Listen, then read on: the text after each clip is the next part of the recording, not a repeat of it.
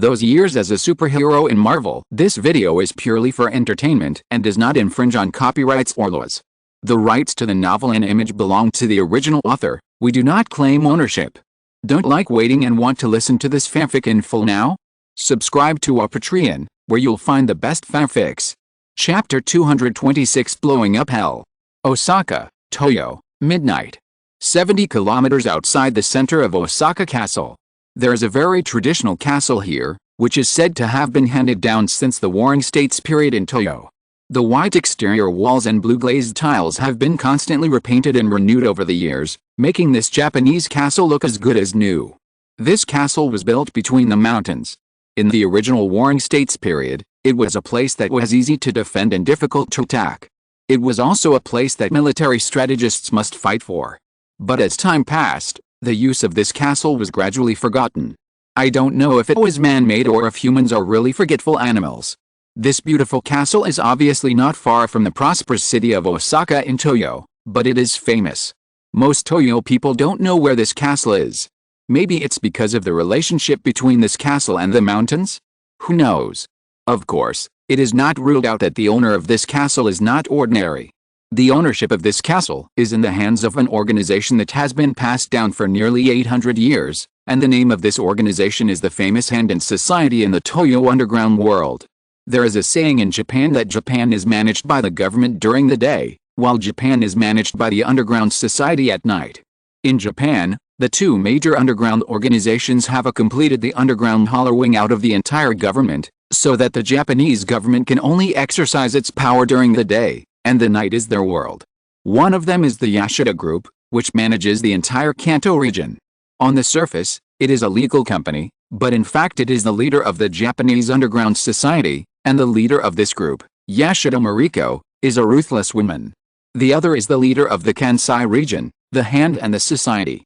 The original leader should be Yasha Chang-Gangson, but this unlucky guy has died in New York and was beaten to death by Lee Ji in the Beast incident.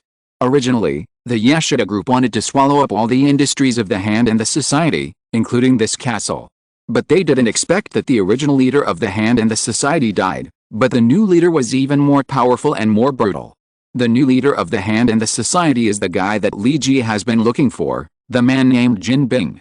The tall kingpin stood on the castle tower of the Shuhu Castle and looked into the distance, as if waiting for someone to come. "Has he not arrived yet?" Kingpin asked the person next to him. "We haven't received any news of his arrival." The one who answered him was Kingpin's right-hand man, Bullseye. This guy who had a target tattooed on his forehead had a twisted and perverted personality. But he was Kingpin's best assistant. Perhaps the two were the same in some ways. "Who are you waiting for, Kingpin?" A majestic and hoarse voice came from behind Kingpin, along with a uniform sound of footsteps. At some point, 9 people appeared in the castle tower. The leader was wearing a green cloak and a set of full metal armor. This was not the design of Tony's iron armor. It was not as fancy as Tony Stark's, but just a simple iron color. The design of this iron armor came from its owner, and it was designed independently from the inside out. Under the cold moonlight, the armor glowed with a cold glow. The steel mask covered the man's face, and only a pair of eyes could be seen through the gap of the mask. The eyes without human emotions made guys like Bullseye feel a little scared. The person who came was the king of Latveria, King Doom. And behind him were his guards, wearing powerful steel armor. "Welcome, President Doom. I have been waiting for your arrival." Kingpin had a warm smile on his face, and it was impossible to tell that he was the king of the American underground world and now ruled half of the Eastern underground world. "So now I'm here, are you ready?" Doom's voice was still majestic and indifferent. "And compared to the title of president, I prefer others to call me doctor. I am a scientist." Doom corrected Kingpin's title. "Of course, Dr. Doom. Thank you very much for your support. Without your support behind me, I'm afraid our plan would not be so smooth." Kingpin followed Doom, and Bullseye was stopped by Doom's guards. Kingpin led Doom down the steps of the castle tower all the way to the depths of the castle. After that, they took a special elevator down to a depth of nearly 5 kilometers. This is the secret place of the Hand and the Society for so many years, and it is also the place where the true god they believe in, the Beast, is. Doom walked out of the elevator slowly. There was a huge and open underground space here. The yin-yang masters of the hand and the society stood on both sides with some trembling. A huge and bottomless cave was in the center of this space. Several huge and thick special iron chains stretched across the top of the cave to form a special magic circle, and densely packed talismans were attached to the iron chains. These are the secrets of the yin-yang masters of the hand and the society for generations. Let me see what they can do. Doom said so while standing on the edge of the cave. Your Excellency, it is very dangerous to do this. Now we have lost a beast. There is nothing here that can suppress the evil spirits below. An elderly yin-yang master said. You only need to execute my orders, not question them. Doom's voice was cold. Following his words, the group of guards he brought with him took action. They were all equipped with weapons specially developed by Doom, the hot melt gun. One shot was enough to vaporize a human instantly. Even the most powerful steel torrent of the Russian frontal forces could not resist this weapon. Because the heat radiation generated by the meltagun hitting the armor is enough to kill the crew inside the tank. 10 guards wearing these equipment are enough to overthrow a Russian tank battalion, and they can win completely. 8 guards raised their weapons. These yin-yang masters seemed to know how powerful these guys were. They may have seen it before. Those yin-yang masters trembled and removed the chains and talismans that sealed the cave. A dark and brutal aura began to emerge from the depths of the underground. Just standing next to the cave was a torture, because the energy emitted from the cave had a maddening meaning. The yin-yang masters of the hand and the society connected the barrier and barely resisted the negative energy emerging from the ground. But it seemed to have little effect, and the resistance of the yin-yang masters was getting weaker and weaker. When the last barrier was broken, it seemed that the howling of evil spirits came from the depths of the cave. Maybe it was not just a seeming, but there was really a howling from evil spirits. It looks real. This is indeed an entrance to hell. Doom didn't worry about his safety at all. He walked to the edge of the cave and looked down. Suddenly, a red demon suddenly appeared from the cave. It had bat wings like in myths and legends, and a demon's curved horn on its head. It had strong arms and a sturdy body, and a long demon tail. The only difference from the myths was that his skin was black instead of red. But this could not hide his evil nature. The taste of humans. The demon's mouth was drooling, and his speech was unclear. But even if it was clear, it would be useless, because he was speaking in demon language, and few people present could understand it. But Doom didn't need to understand what the demon said next. Because the demon's next move had already shown what he was going to do. He spread his wings and flew towards Doom, who was closest to him. The guards' meltaguns were already ready to go. When the demon just started to act, the 8 meltaguns were already firing at full power. The meltagun started to run at full power, and a buzzing sound came from the barrel. Then the red death beam cut through the air, leaving a smell and track of energy burning in the air. Human weapons have no effect on demons. The red demon thought so, and it didn't even think about dodging the crazy death beams. Ridiculous demon. Doom said ridiculously, but he didn't smile at all. He calmly looked at the demon who wanted to pounce on him, but was instantly decomposed by the beam of the melted gun, with disdain in his eyes. The noise coming from the cave became louder and louder. Doom took out a small metal ball from his body and threw it directly into the ground. The originally violent and restless cave calmed down instantly. Seal it up, Doom said. Those yin and yang masters were like being pardoned, and they hurried to seal the intersection of this hell. Doctor, please forgive my curiosity, what did you just throw down? Kingpin followed Doom, and the two were ready to take the elevator back to the ground. Just some souls, Doom replied. If we really want to go to hell, we need enough souls as a stepping stone. More than 10 years ago, I met a group of secret monks in the Qinghai Tibet Plateau in China. They taught me a lot of knowledge that I couldn't learn in college. I have heard about your governance in Latveria. Although there are doubts from the outside world, Latveria is very peaceful now. Jinbing was a little suspicious of the source of Doom's soul. There is no war or hunger. It is no longer the country that was frequently ravaged by war when the Soviet Union collapsed. Yes, Latveria is my motherland. Although I don't have much enthusiasm for this country. But my mother once gave her life for the peace of this country. And I will uphold my mother's will. When Doom said this, it was the only time he expressed emotion tonight. So these souls come from the front line in Eastern Europe. There is nothing better than war to collect souls. This is the craziest lunatic I have ever seen, even crazier than me. Bullseye cursed in his heart. He knew that he was already very perverted and crazy, But he didn't expect Doom to be even crazier. For his own plan, he could even sacrifice the lives of millions of people as bargaining chips. We have already disposed of most of the nuclear waste from the Stanich family's island. Kingpin was very sensible and did not respond to Doom's question, because he was afraid that anything he said would be wrong, so he might as well change the subject. I know, I'll have someone transport those things over. Doom's emotions quickly calmed down, and now his emotional fluctuations could no longer be felt. Although it's a bit unreasonable, I still want to know what those things are used for. Dealing with nuclear waste is very dangerous. Kingpin always kept a low profile in front of Doom. As a world-class gangster, he knew very well what attitude he should put on in front of whom. I believe that we all come together today for the same reason, Kingpin. I can tell you something. Those are weapons, but the final assembly has not been completed. Doom did not refuse to answer Kingpin's question. Once there was a man who came to me and asked if I was willing to make a deal with him. I refused, because no one can make a deal with me for nothing. Not even the so-called devil. That guy thinks too highly of himself and underestimates me. He thinks I will make a deal with a devil who doesn't keep his word, and then obey his orders. He left, but he didn't know the loophole he left behind. He shouldn't have let me know about his world, or as a demon, does he think humans can be manipulated by him? The first rule of any transaction is equal exchange. Maybe as a devil he doesn't understand this rule of the human world. And I will educate him deeply, and he should show the right attitude when making deals with different people. If he doesn't realize his mistake, or refuses my conditions, then I will blow up all of hell. I, Doom, mean what I say. Chapter 227, Closing the Net. Second update, there will be another update later. People are hurrying in Times Square, New York. People in big cities are like this. Most of them look indifferent. They are busy and hard working for their daily lives. They don't care about the war in Eastern Europe that is tens of thousands of kilometers away. Instead of caring about those things, it is better to care about the weather.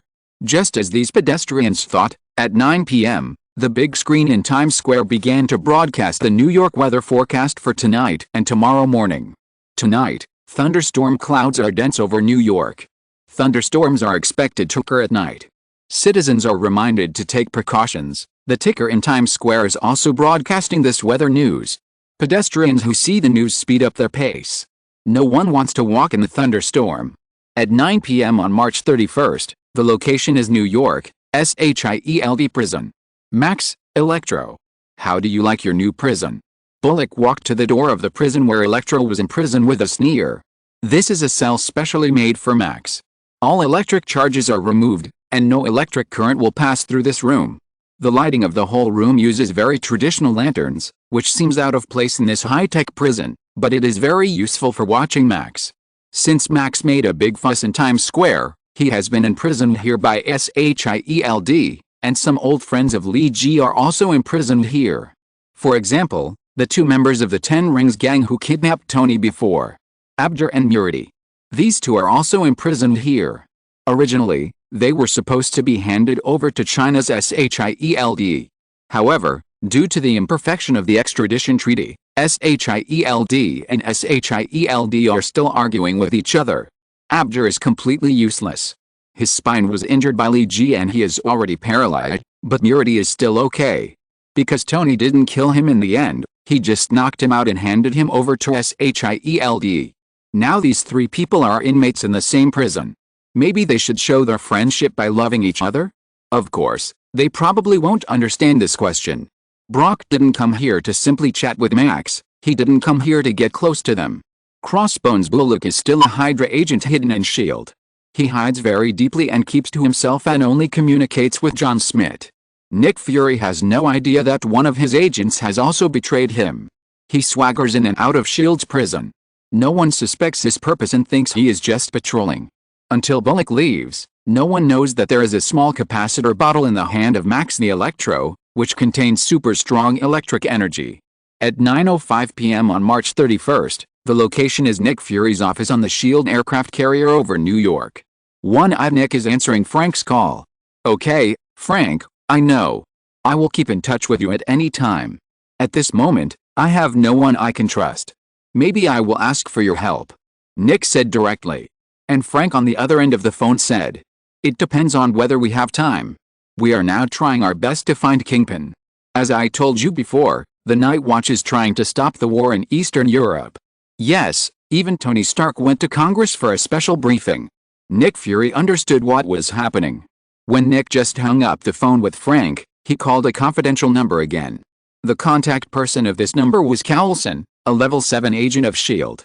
Fisherman, how is the wind and waves today? Some wind and waves, but the visibility is good. Are there any schools of fish? Big schools of fish. Yes, my sailors and I are ready to collect the nets at any time. Then collect the nets, the storm is coming. We don't have more time to drift on the sea. Nick gave the final notice. Originally, all these plans should not be so hasty, but now time waits for no one. The new energy war triggered by Tony Stark has just begun to trigger a full-scale war in Eastern Europe. It can be expected that S.H.I.E.L.D. will fall into abnormal chaos and busyness in the coming days. Because it has always been the duty of S.H.I.E.L.D. to clean up this kind of mess. In the chaos and busyness, will the fish that have already surfaced be alerted? Then dive to a deeper place where it is more difficult to catch? Nick didn't dare to take this risk. Because the shock caused by Tony affected Nick's plan, he could no longer make a deeper layout and a more detailed plan. This made him feel like he was being forced to do something. For the first time, the King of Agents felt that sometimes, some things are really beyond his control. Tony Stark. Nick muttered the name silently with a bitter smile on his face. You are far worse than your father. At 9:06 p.m. on March 31st, the location was a private house in Arlington, Washington, D.C. Coulson looked at his watch with a serious face. Everyone, get the time right. We will launch a full-scale attack at 9:10 and strive to complete all tasks before 8 a.m. on April 1st. Coulson set the time because tomorrow morning at 8 o'clock, the Ark spacecraft designed by Stark Industries will be launched at the Houston Space Center. Is New York really okay? The speaker is Sharon Carter, agent number 13. We should trust the captain. We don't have enough manpower, so we can only split into 2 groups. Don't forget, that man saved the world. Coulson is worthy of being the #1 fan of Captain America in S.H.I.E.L.D. 907, location near Long Island, Manhattan, New York. I thought I had eliminated them, but I was wrong. Captain Rogers said this in his opening remarks to the agent in front of him. I used to be their enemy, and I know how evil they are. My comrades and I have spent our entire lives trying to destroy them and make this evil organization disappear from this world. But we failed. They, Hydra, provoked countless wars and chaos, and massacred countless innocent people. This organization should have been destroyed long ago, but they still exist. I was wrong, I didn't do the task I should have completed. Rogers said this, but his eyes burned with an unyielding fire. Now I think I should correct the mistakes I made back then. I am honored to stand with you today. Because you are correcting the mistakes we made back then, and you also gave me the opportunity to participate and make up for my regrets. You are great warriors, who have been born and died in the underground front. Maybe your name cannot be sung, but the peaceful life of the world is due to your grace. Then now, let's move everything back to normal track. Rogers clenched his fists in front of his chest. I am honored to fight alongside you today. May the light be everlasting and justice be everlasting. Now our battle begins. The passage of time is inevitable. When the hands of the clock move to 9:01 p.m. on March 31st, the fishing operation is officially closed. Chapter 228. There will be an accident. Inside the Night Watch base. Frank hung up the call with Nick Fury. Nick is about to officially start arresting Hydra personnel inside S.H.I.E.L.D. Frank directly told some of the content of the call with Nick Fury just now. But because of the war in Eastern Europe, his plan was forced to move forward. I'm afraid there will be loopholes, because there is no more time to make a layout and study a more detailed plan. So I'm afraid we may need to help a little at that time. Leegee nodded, he understood Nick's current predicament. Leegee turned his eyes to Mike. The former SWAT team member did not express much, just said, I don't like S.H.I.E.L.D. But I don't like Hydra even more. I have heard of their name, and this organization should be sent to hell. Yes, then let them go to hell. Frank patted Mike on the back. If we are needed, we don't mind kicking it to speed up its progress to hell. If there is no definite news about the investigation of Kingpin, we can help S.H.I.E.L.D. appropriately and help them deal with Hydra in the form of auxiliary support. Leegee said. The others in the base also nodded in agreement. Frank has been popularizing science for everyone for some time, and now everyone knows what kind of organization Hydra is. These guys are afraid of chaos in the world, and they will stir up a storm even without wind. By the way, what is the situation of the war in Eastern Europe now? This is still the situation that Li Ji is most concerned about. Today, Russia launched more than 3,000 tactical missiles. The border cities of Georgia and Ukraine have turned into a sea of fire. Zheng Chu called a satellite of Stark Industries through Jarvis. This satellite is monitoring the news from the front line in real time.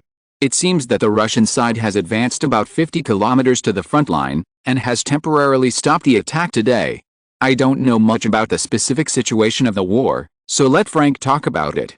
Frank took over Zheng Chu's words. As a veteran who has experienced war, he knows more about how serious the damage caused by war to the people and the country is. From the offensive map today, among the 15 Eastern European countries, 3 countries are the main attack direction of Russia. Now 10 border cities have been captured by Russia. And the loss is brought. Frank said and shook his head. The offensive on the first day probably left more than 200,000 people homeless. Russia has not released the death toll, but judging from the images of the artillery and missile attacks on the scene, there are probably no less than 10,000 casualties. Frank tried his best to keep his tone calm, but his clenched fist still betrayed him.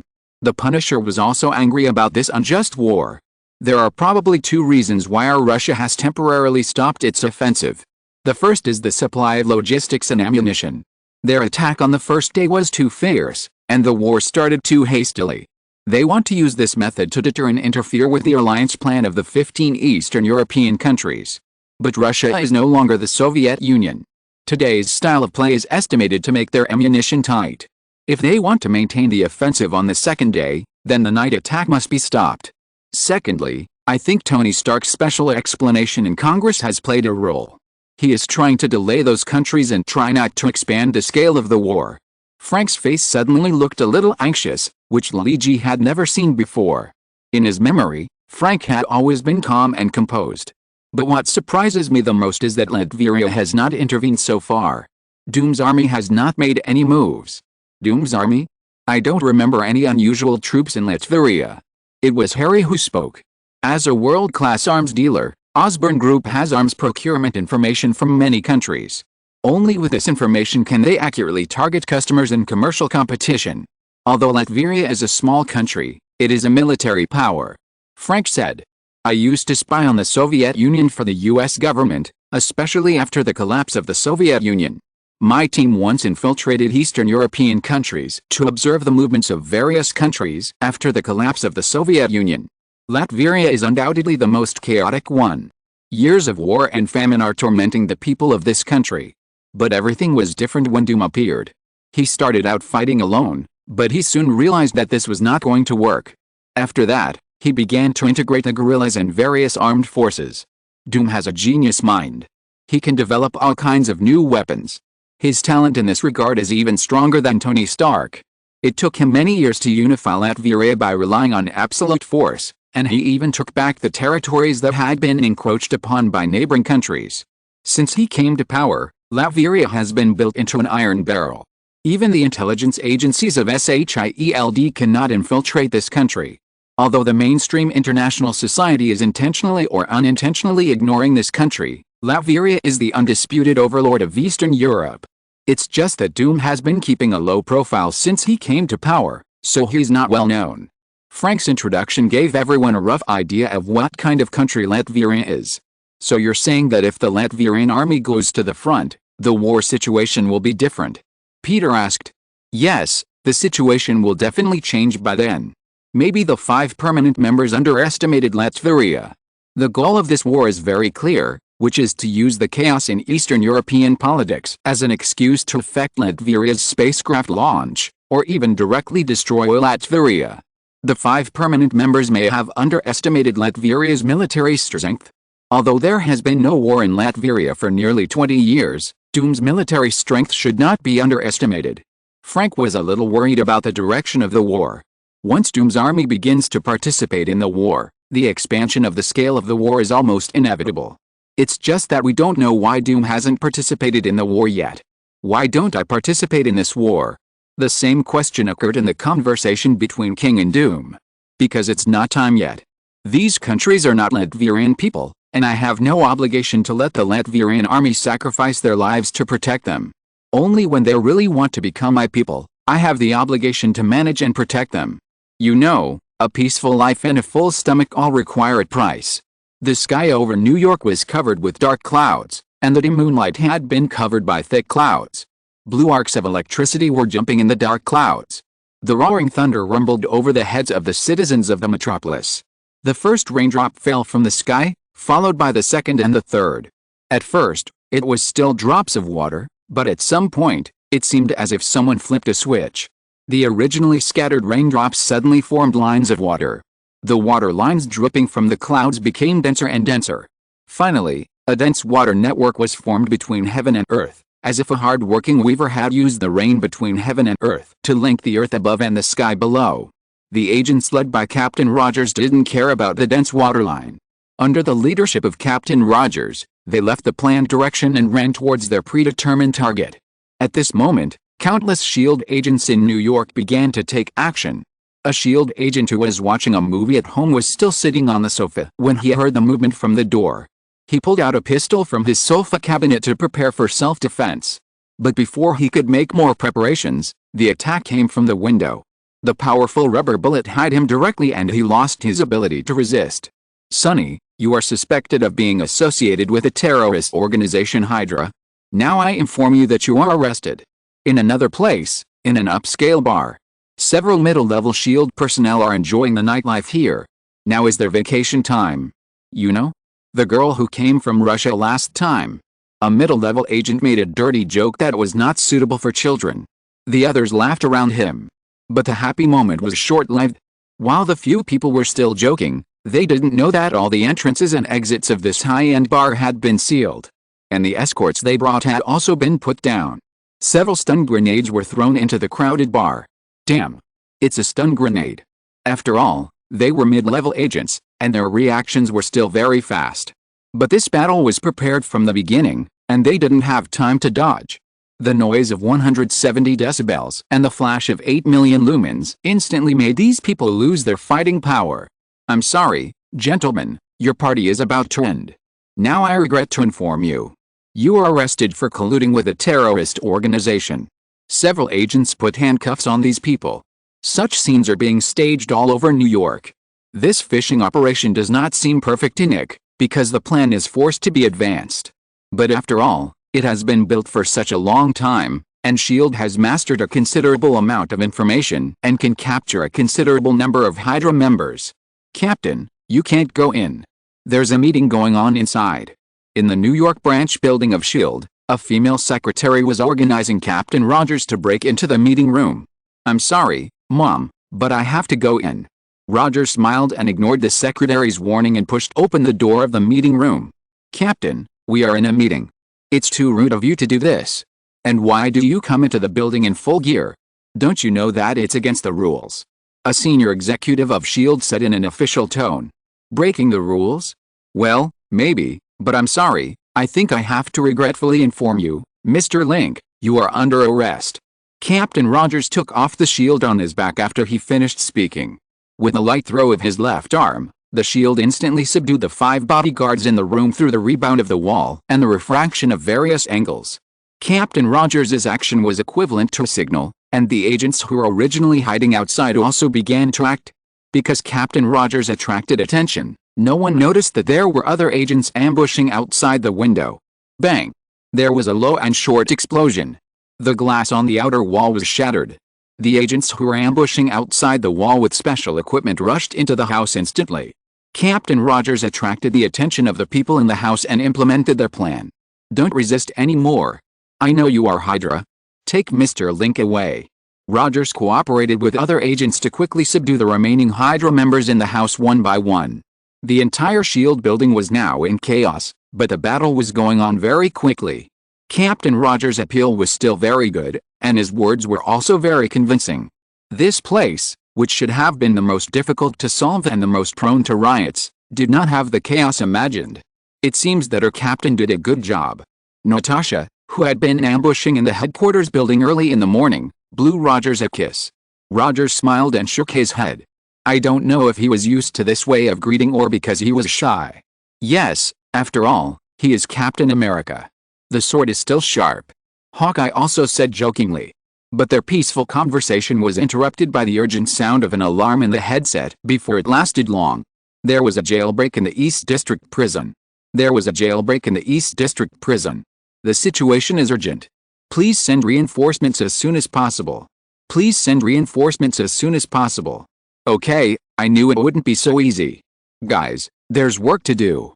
Captain Rogers called Natasha and Hawkeye Barton and started to rush towards the prison. Chapter 229 Supervillain Concentration Camp. An independent building about 15 kilometers east of S.H.I.E.L.D. is what S.H.I.E.L.D. calls the East District Prison. The S.H.I.E.L.D. prison, which holds Max the Electric Man and Murity, is now in chaos. Max received the electric current from Bullock to replenish his energy. The energy that had been exhausted in his body was instantly replenished. The blue-white arcs of electricity danced happily on his body. Max's life has not been good these days. He felt unprecedentedly weak and hungry in the days without energy.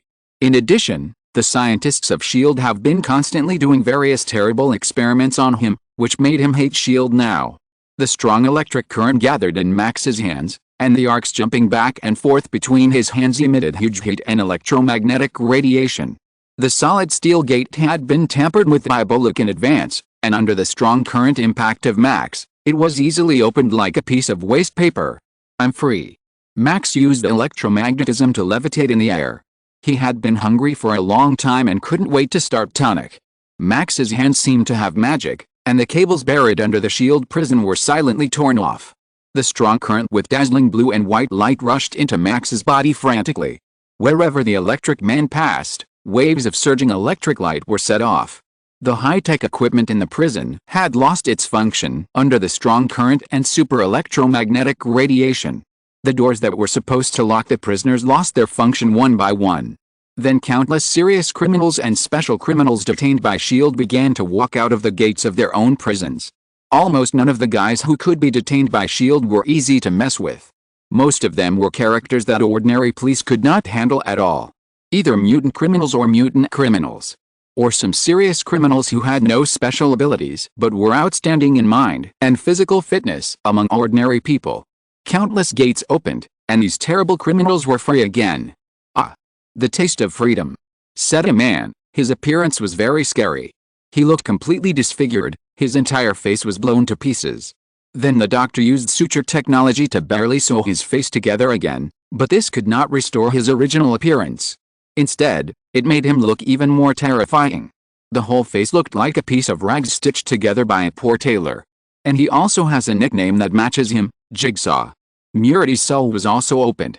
He knew that he could not take Abjur away. Because Abjur is now useless.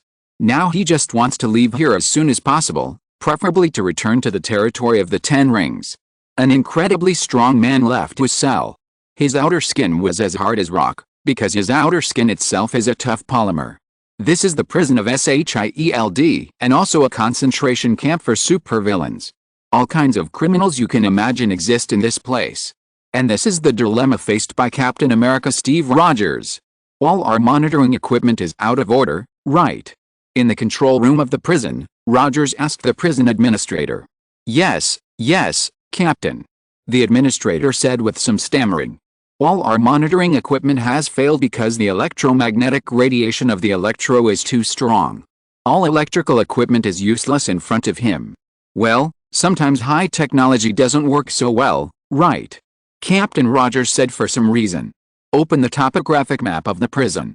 At the captain's order, the administrator retrieved the floor plan of the S.H.I.E.L.D. prison. It looks like we have 2 entrances and exits here. Rogers said, looking at the floor plan. Yes, at both ends of the prison. One end is for prisoners, and the other end is for staff. What's the sign on this entrance? It's the earliest mechanical gate from decades ago, but it was later abandoned and replaced with a more advanced electric gate. Okay, but now I think the old mechanical gates are probably more useful. Mobilize your people to close the mechanical gates for me. But these gates have been abandoned for decades, and they are probably rusty. Then think of a way. I will lead people to hold those guys back. If they are not locked up here, if they're run away, It will be a big mess. You know, less than 5 kilometers outside is the prosperous New York City. Okay, Captain. I'll try my best. I will find a way to delay you enough time. After saying this, Rogers took his shield and left the control room. What's the situation, Captain? Hawkeye and Black Widow, who arrived a step later than Rogers, asked together. In the worst case, there may be a large-scale prison break. Rogers shook his head and told the news that the two least wanted to hear. There are 2 entrances and exits in the prison now. We need to find a way to block all the prisoners in the prison. Rogers said. It's not easy, Captain. Every criminal here was caught with great effort. None of them is easy to deal with. Hawkeye shook his head and said. I know it's difficult now, so I'm afraid that our current manpower is not enough. Rogers did not refute Hawkeye. The capture of Hydra cannot be stopped. We can't mobilize a large number of people here. Hawkeye and Natasha both looked bitter. With a few agents they brought in, the management staff left in the prison area, can they deal with dozens or hundreds of super criminals in the entire prison? Thinking of this kind of work, the two felt that it was difficult to handle. So I now ask the Avengers to assemble. Now is not the time to capture Hydra. The Avengers must start to act and cannot let the chaotic situation spread to New York City. Rogers has already pressed the communicators specially issued to him. The Avengers in the SHIELD aircraft carrier have received the signal to assemble. Nick Fury also knew what kind of predicament Rogers was facing now, and he had already begun to dispatch Quinjet fighters to transport the Avengers and reinforcements to support him. But Nick now had few cards to play. Most of the necessary personnel to operate the aircraft carrier and the agents he trusted had been sent out to capture Hydra. Well, now I understand what Sign said to me back then, when it rains it pours. Nick touched his bald head with some emotion. He felt that he had been having a hard time in recent times. He could already foresee what kind of troubles he would face after this incident was over. But the troubles in the future are in the future, and he must first solve the problems in front of him, which is the most important thing. Nick had no choice but to pick up the phone he had just put down.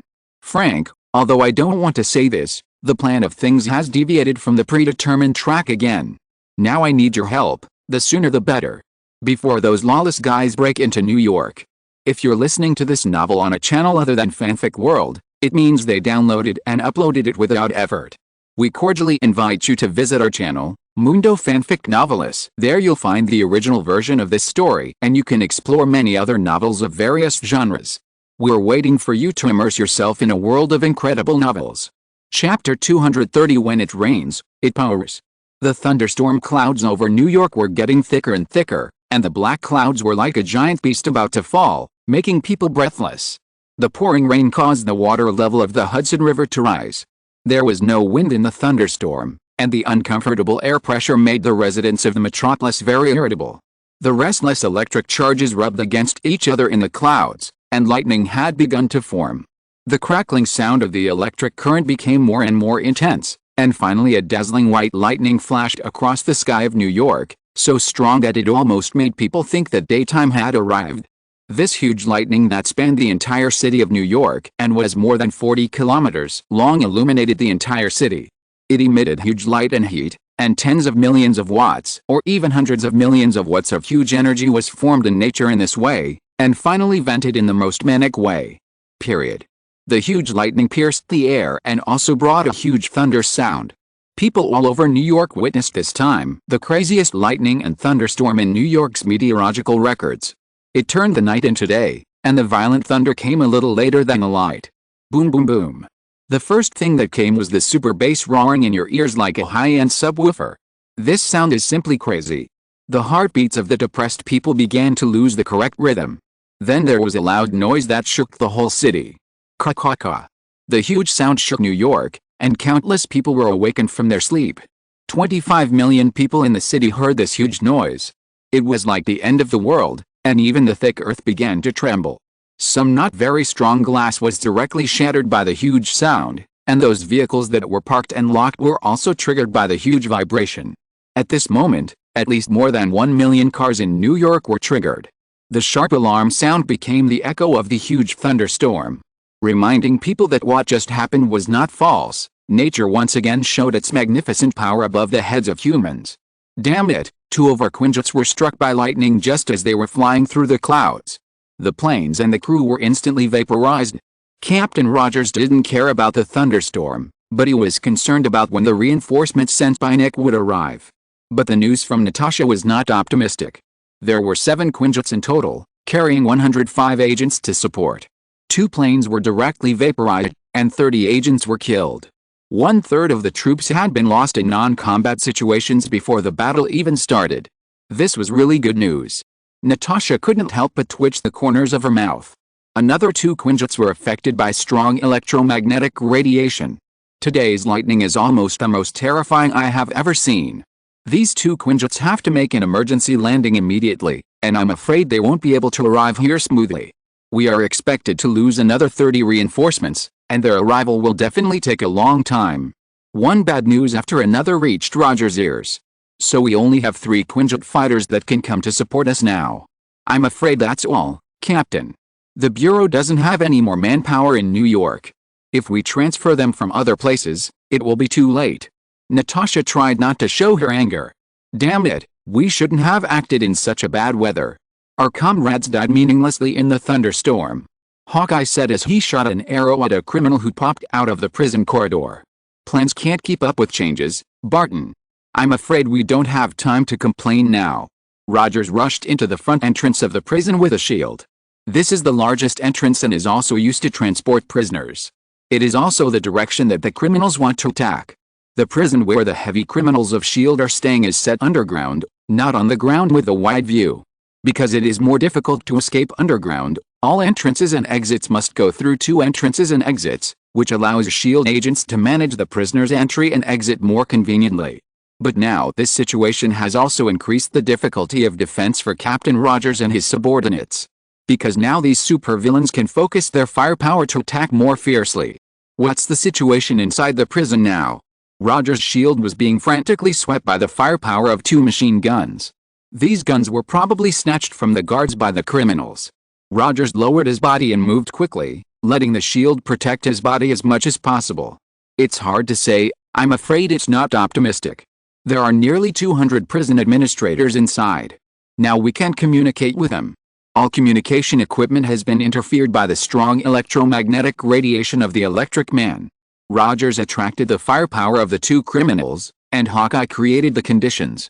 2 sharp arrows shot directly through the necks of the 2 criminals like black lightning. Well done. I have long felt that we should not waste money to support these scumbags. Natasha patted Hawkeye on the back gently.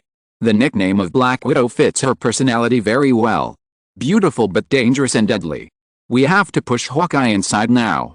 If the gate is closed, the other agents who are still inside the prison will be in danger.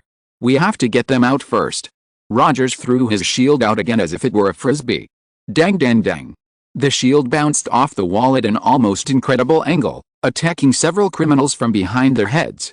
These criminals were hit by Rogers' shield, and at the same time, it caused some chaos for the criminals who were the first to rush to the gate. Natasha had good timing. She had a circle of special small wrist cannons on her wrist.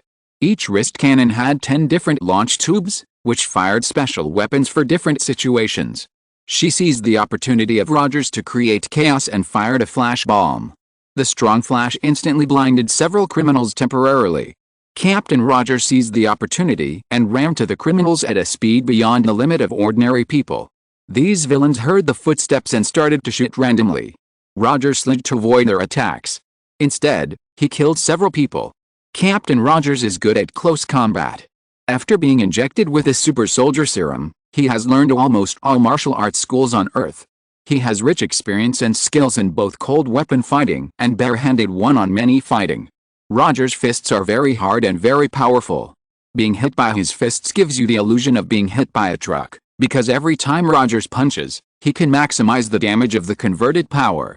Even if some criminals have super physical strength, Rogers' fists can accurately hit the same part every time. This kind of superimposed damage makes these guys unable to bear it at all, and they are soon knocked to the ground one by the captain. We have to go in now. Although it is a bit dangerous, we have to rescue the remaining comrades inside. Now the first batch of criminals who arrived at the gate have all been subdued by Rogers. He signaled other agents to come and deal with these guys who were subdued by him, and strengthen the defense here. That's dangerous, Captain. Hawkeye said this, but with a smile on his face. "It's very dangerous, but we never give up our comrades, right?" Rogers put away his shield and gave some precautions to the agents outside. "Natasha, you stay here to coordinate the command. Now the command of the field is handed over to you.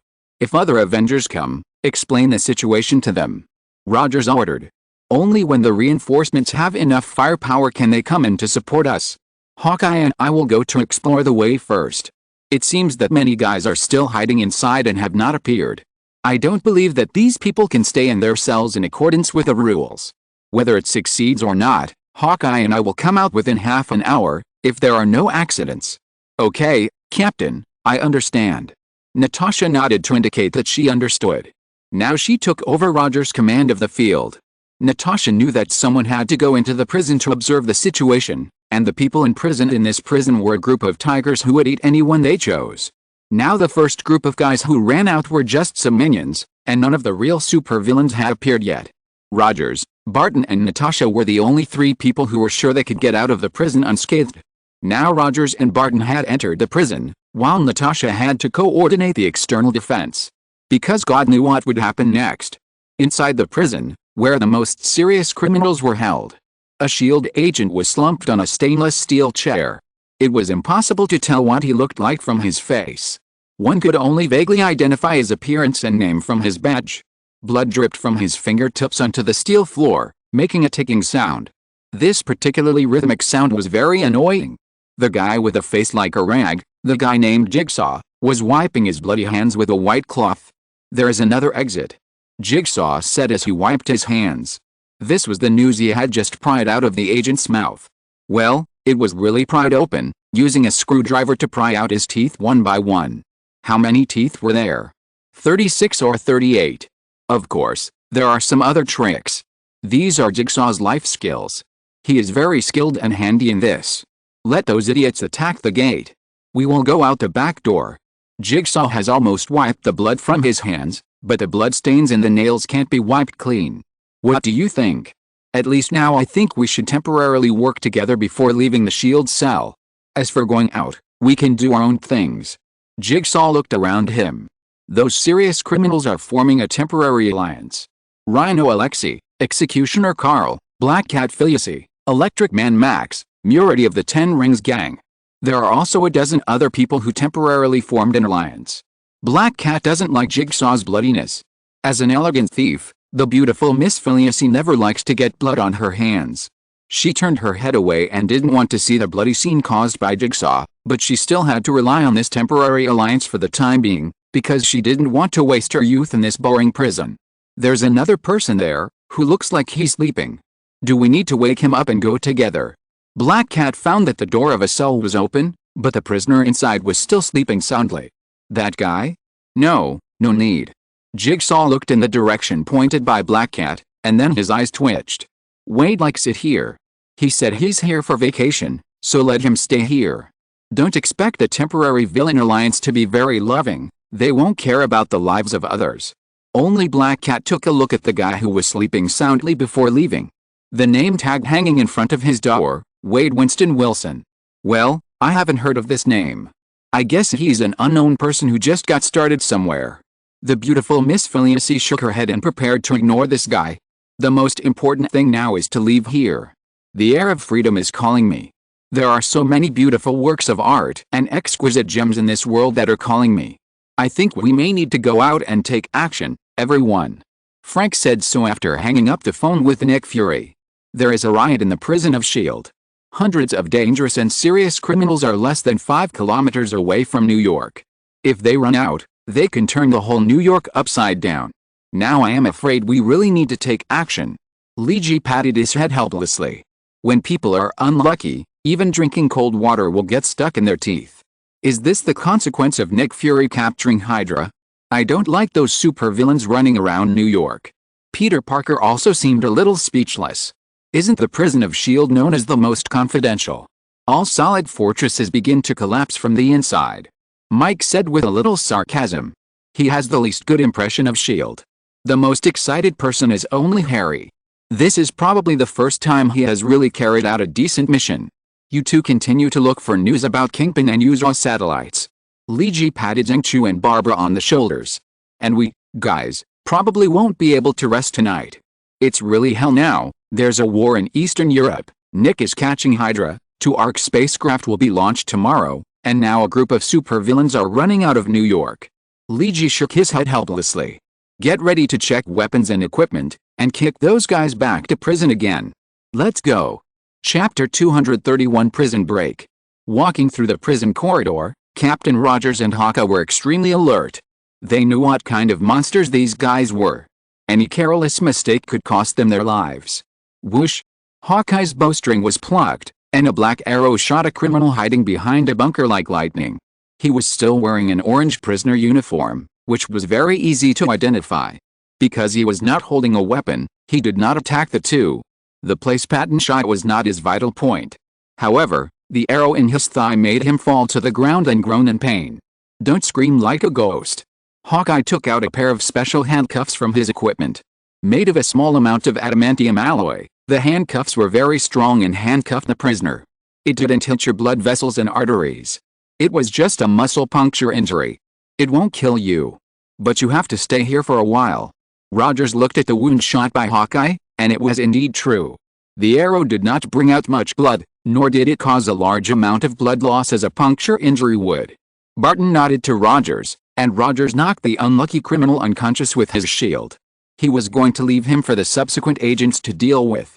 They didn't have time to carry a burden around, especially when the cell was not available. Captain, do you feel it's too quiet? Barton was always on high alert. Yes, I think so too. There seem to be fewer and fewer criminals along the way. Rogers held his special shield to clear the way, and the two leaned on each other and turned their backs to each other. Except for the large number of criminals who attacked when they first entered the prison, the further Rogers and his companions walked inside, the more empty they felt inside. They could not see any SHIELD agents or other criminals. This gave Rogers and Barton a bad feeling. You know, they haven't encountered a real tough guy yet. There's only one possibility now. The remaining criminals know the location of another employee entrance. Rogers said cautiously while carefully clearing the way.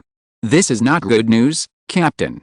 The defense of the employee entrance is probably not as strong as the front entrance. Hawkeye said with some concern. And the building used as the employee entrance is far less solid and has less defensive equipment than the front entrance. If they break through to that direction, it will be difficult for us to catch all these guys in one fell swoop. So I'm afraid we need to speed up the pace of action, Hawkeye. Rogers said this, and his pace began to speed up. And just as Captain Rogers thought, under the leadership of the terrifying man nicknamed Jigsaw, the most terrifying dozen super criminals in this prison are forming a temporary loose alliance. No matter what conflicts these villains have in normal times, at this moment, they must unite as one, at least to leave this hellhole as soon as possible. Everyone knows that if you stay here for too long, it is easy to be blocked in the prison by the reinforcements of SHIELD. Passing through the heavy prisoner prison, walk more than 900 meters to the west. After passing through several seemingly useless rooms and isolation chambers, this group of supervillains has come to a dead end. There seems to be no road here, only a wall sealed by hard metal. It looks like this is a dead end. A guy cursed in a low voice, and he seemed to blame Jigsaw for wasting everyone's time. Maybe the agent was lying and deceiving them. Let them hang around here and buy time for the reinforcements behind. No, I can hear it behind. I can hear breathing on the other side of the wall. A criminal said so. It seems that he has special expertise in hearing. Well, it seems that the guy didn't lie to us. Now we just need to break this wall and we will be free soon. Jigsaw said so, which was considered to boost the morale of this group of guys. Executioner, come on and see what you do. Carl, nicknamed the Executioner, is an old acquaintance of Jigsaw. The two have worked together to commit many things. Relying on Jigsaw's cunning and insidiousness, as well as the Executioner's special abilities.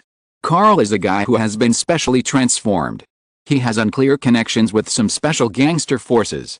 He once lost his right hand and finally received special transformation. His entire right hand is connected to a special biological weapon. It can be transformed into the weapon he needs according to his needs. Now his right hand looks very special. It looks like a triple-barreled cannon, but the caliber is slightly smaller. But a small caliber does not mean a small power. Carl stuffed the ammunition left by the SHIELD agents killed along the way into his mouth as a snack. He didn't seem to think that these things were metal at all, but regarded them as delicacies on Earth. Oh, so disgusting. Black Cat furiously thought in her heart. She felt disgusted when she saw this scene. After Carl ate all the ammunition as snacks, he nodded to Jigsaw, indicating that he could start working. Everyone stepped back. Under Jigsaw's command, everyone camped a considerable distance from Carl. Carl's modified triple-barreled cannon-like arm began to emit a faint light at the muzzle. When the light became more and more intense, bang! Carl's biological cannon opened fire, and 3 orange lights flew towards the solid wall. When all the energy gathered at 3 points and exploded, the power of the weapons and ammunition that were swallowed by Carl and provided energy for his biological cannon was reflected. The originally solid wall was blasted open by his biological cannon, and the surrounding walls began to show signs of fragmentation. However, there were only more than 20 SHIELD agents on this side of the wall. Because the intensity of the attack on the main gate was too strong before, most people were transferred to defend the main gate. Now the monitors in the prison are all out of order, and these agents are not aware that the danger has come to them. When Carl's biological cannon penetrated a wall, these agents realized the danger was coming, and some began to frantically call for support. But it was too late. Immediately after Carl's biological cannon, an incredibly strong human exploded. The guy named Rhino used his strong body, and the terrible power directly rushed in the direction of the gap made by Carl. Boom! In the violent collision, the wall, which had already begun to crack, could not withstand the strong impact and collapsed. Rhino did not stop after hitting the wall. He continued to charge at the SHIELD agents who were waiting in full battle array. He was like a real angry African rhino, unstoppable. Anyone who stood in his way would be crushed by him. The agents were just mortal flesh, and Rhino had no resistance in front of a beast like a humanoid Tyrannosaurus. His skin was a hard polymer, making him invulnerable to swords and guns. In cooperation with his attack, there were also Electro and Carl. The blue-white arcs were jumping, and every jump turned a living life into a charred corpse. Carl's biological cannon was so powerful that ordinary bunkers and fortifications could not stop it. Come on. Let's charge for freedom. Jigsaw held a captured assault rifle in his hand and fired wildly. Now they were only facing more than 20 ordinary SHIELD agents, and they did not have an advantage over them in terms of numbers. This group of supervillains is ready to return the pain that SHIELD has brought upon them. Everyone is ready to fight, and now the slaughter begins. Chapter 232 Chaotic Scene. Natasha wants us to go directly to the employee entrance for support. She is short of manpower. Iron Fist had received the message from Natasha on the Quinjet fighter transport. Another entrance is about to be breached, and those real supervillains are attacking fiercely. The Quinjet fighters that Iron Fist, White Tiger, Luke Cage and Blade were riding in survived the thunderstorm. They were not struck by lightning. They were also the first group of people to arrive at the SHIELD prison. Under the dispatch of Natasha, the current field commander, the 4 Avengers, together with the agents who came to support on the other 2 Quinjet fighters, rushed directly to another critical entrance. We have to block those guys in now. Hawkeye and Captain are preparing to cut off their retreat. We have the opportunity to launch a 2-sided pincer attack. While Iron Fist was speaking, the Quinjet fighter had already flown to the designated destination. The situation at the scene was extremely chaotic. The number of people guarding this entrance was originally not large. After suffering a fierce attack from this group of supervillains, there were already heavy casualties. None of the more than 20 agents could stand. The ground was covered with blood and corpses, as well as some pieces of flesh torn apart by the villains. Iron Fist, I really don't think it's a good idea for us to stop them now. Luke Cage shook his head slightly when he saw the scene. Okay Cage, don't be discouraged. Now is the time for us to stop these guys. Iron Fist said, and was the first to jump out of the hatch at a height of 10 meters. The 2 fists shining with the power of the dragon were as hard as iron and indestructible.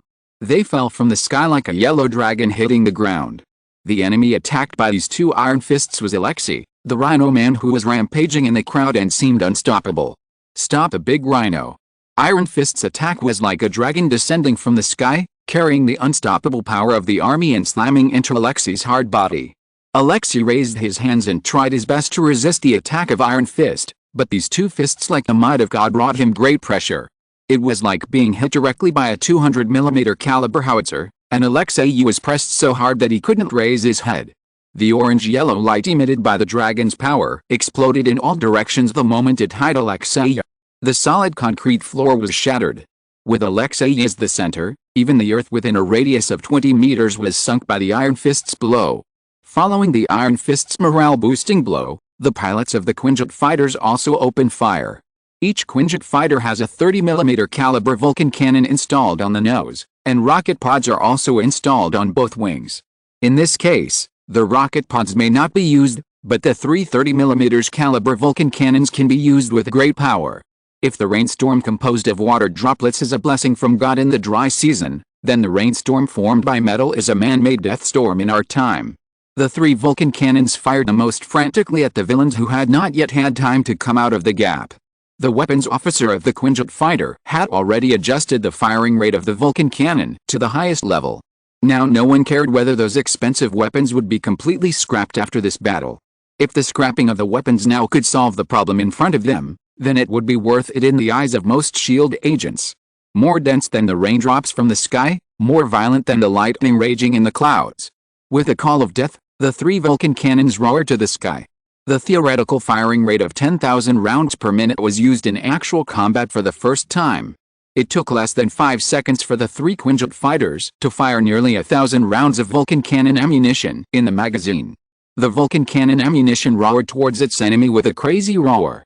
However, these weapons that were invincible on ordinary battlefields were defeated when facing this group of supervillains. A protective shield formed by super-strong electromagnetic appeared in the direction of the target of the bullet. Dazzling arcs of electricity jumped on Max the Electroman's body. You didn't need to get close to him.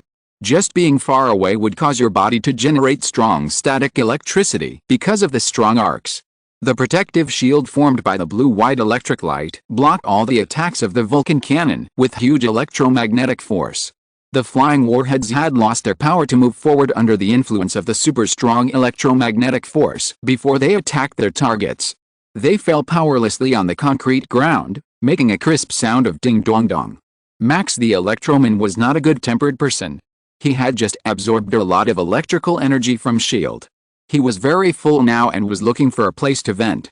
The three Quinjet fighters in front of him were very good targets. Leave the plane. Quick. Iron Fist was the first to feel the danger. He let go of the attacking Rhino and turned to shout loudly in the direction of the Quinjet fighter.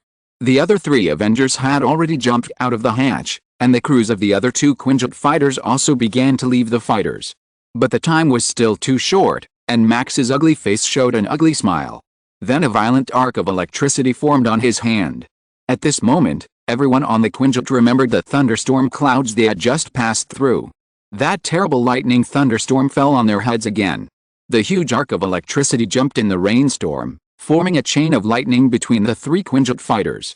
The huge heat contained in the lightning evaporated the surrounding rain buckets, and even in the dark, the white smoke emitted by the evaporated water vapor could still be seen. The huge current directly penetrated the protective layer of the three Quinjet fighters, instantly destroying the circuit system inside, and also detonated the ammunition in the rocket nest. Boom! The huge explosion occurred just a few dozen meters away from the Iron Fist, and the huge blast wave directly blew the Iron Fist away more than 10 meters. Those agents who had not had time to escape from the fighter were directly swallowed by the explosion, and their lives were taken away before they even had time to scream. Luke Cage's body was hard, and he used his strong body as a cover to protect several agents who jumped off the plane but had no time to leave the explosion area. The blade with super self-healing ability protected the White Tiger.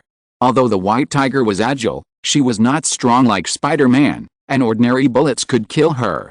The huge explosion also attracted the attention of Natasha, who was directing from a distance. Oh, damn.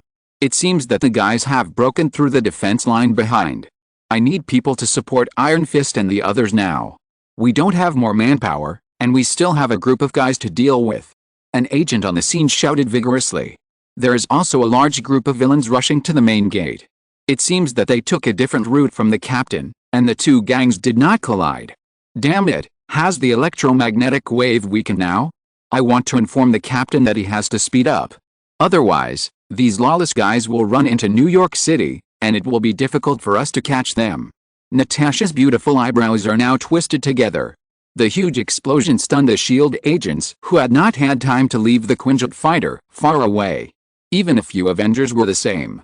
The terrible shock waves and sound waves made their ears and minds unable to recover. The whole person was drowsy. Don't waste time, we have to leave here quickly. Jigsaw saw a villain trying to finish off the S.H.I.E.L.D. agent who was not dead yet, and he didn't want to waste time here. Now we have to run quickly and don't wait for other reinforcements to arrive. The other supervillains nodded to indicate that this was the real thing. Yes, leave here now. I'm afraid you can't go anywhere. You'd better get back here honestly. From the direction where the voice came from, purple electric light flickered in the night sky. The breath of destruction spread in the air, making it difficult to breathe. Chapter 233 Talking about business. Li Ji and his comrades have arrived outside the prison of S.H.I.E.L.D. The scene is in a mess and is disastrous. The bodies of S.H.I.E.L.D. agents are scattered everywhere, and blood mixed with rainwater has flowed all over the ground. The smell of blood and the smoke produced by the explosion of the Quinjet fighter made the smell at the scene particularly choking. Iron Fist was blown far away by the airwave of the explosion, and the others were also dizzy from the explosion. This group of supervillains are now ready to evacuate this place. Li Ji has arrived in a glider, and he doesn't want these guys to go to New York City to cause havoc. Since they already know that this incident is not easy to deal with, all the Night Watch teams have set off with full equipment. The individual power armor has been equipped, and the arc energy module and backup energy module are ready. Li Ji's specially made electric blade has been ready for use. When the Night Walker arrived, when all the supervillains were about to leave here, Li Ji had no intention of holding back. He always believed that it was not impossible to reform bad people. Maybe some people could become good people after reform, or even turn back and become heroes to help the society. But if you want to reform a villain or imprison a villain, you need to calculate the cost. There are many times when the cost of imprisoning a villain is much higher than killing him yourself. For example, at this time, he did not comment on the measure of S.H.I.E.L.D. to put a group of serious criminals with superpowers together. But now it is useless to say anything. Li Ji took off the electric blade on his back. The energy storage mode of the electric blade has reached the highest threshold. The blue arc jumped on the blade, and the crackling sound was the noise caused by the strong current breaking through the air.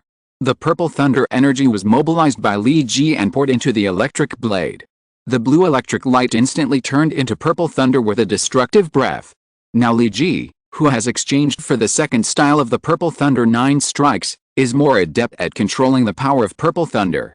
The surging destructive purple thunder cheered on the electric blade in his hand. They were eager to destroy something. Jigsaw was about to call on other villains to leave here quickly. Li Ji's spring thunder explosion was ready to go, and the purple lightning was dazzling. Everyone's eyes were attracted. If the lightning created by Max the Electric Man was a kind of primitive natural anger, then this purple lightning was a kind of destruction from the root of the universe. From the initial destruction and creation, although this power does not seem so obvious now. But everyone can feel this terrible breath. You better stay here. In Li Ji's roar, the energy storage of the purple thunder explosion has reached its maximum. The purple lightning rushed out of the electric blade like a mad dragon released from purgatory. In the rainstorm, the purple thunder dragon cut through the air and rain, stirring up water mist. The huge sonic boom caused by piercing the air was its angry roar. And the electric current scattered in the air was its snarling dragon whiskers. The purple thunder dragon came like a river and sea, and the air was filled with the smell of destruction. Find a way to stop this thing. Although Jigsaw shouted, he was the first to run. But the one who came later and moved faster than him was the Black Cat Girl. Maybe the beautiful Black Cat Lady is not so good at fighting, but when it comes to dexterity and speed, few people can match her. Electric Man, you can absorb electricity. Absorb this thing. A prisoner encouraged Max. Yes, that's right, it's up to you, Max. When Max, the Electric Man, was an electrician, his brain was not very good, or it was good in some aspects, but not in other aspects. He enjoyed the happiness of being needed by others, which was the most lacking thing in his twisted life. Max may not really have figured out what the purple thunder emitted by Li Ji is. Maybe he figured it out. But the Electric Man was too confident in his ability? When everyone fled in all directions to avoid the purple angry dragon, Max stepped forward. Be obedient. He was still imagining that he could control the purple thunder blast from Li Ji, just like he controlled the electric currents before. The blue-white electric light jumped on his hand, and a duel between lightning began. Max tried his best to control the direction of the purple thunder dragon, but the purple thunder of destruction was like a prehistoric beast. How could he be controlled so easily? This idiot wants to control your thunder and lightning. Spider-Man, who is hanging under Liji's sliding wings, sneered. Isn't he afraid that his body will be exploded by too intense energy? Whether he is afraid or not, I think we can ignore him for now. Let him compete with the purple thunder. Liji took out the arc energy module from the electric blade directly. All the energy of this energy module had been exhausted in the previous attack. The energy module with an astonishingly hot temperature was thrown on the ground by Liji. Under the heavy rain, raindrops kept dripping on the energy module, and then evaporated into water vapor by the huge heat. Liji replaced the electric blade with a new energy block. Their formation has been broken up now. We'd better not let them run away. Don't worry. It looks like the Iron Fist guys have regained consciousness. They should be able to fight. Frank had already prepared 2 Gauss rifles. Let's get started. Liji controlled the sliding wing to chase the group of prisoners who were running away.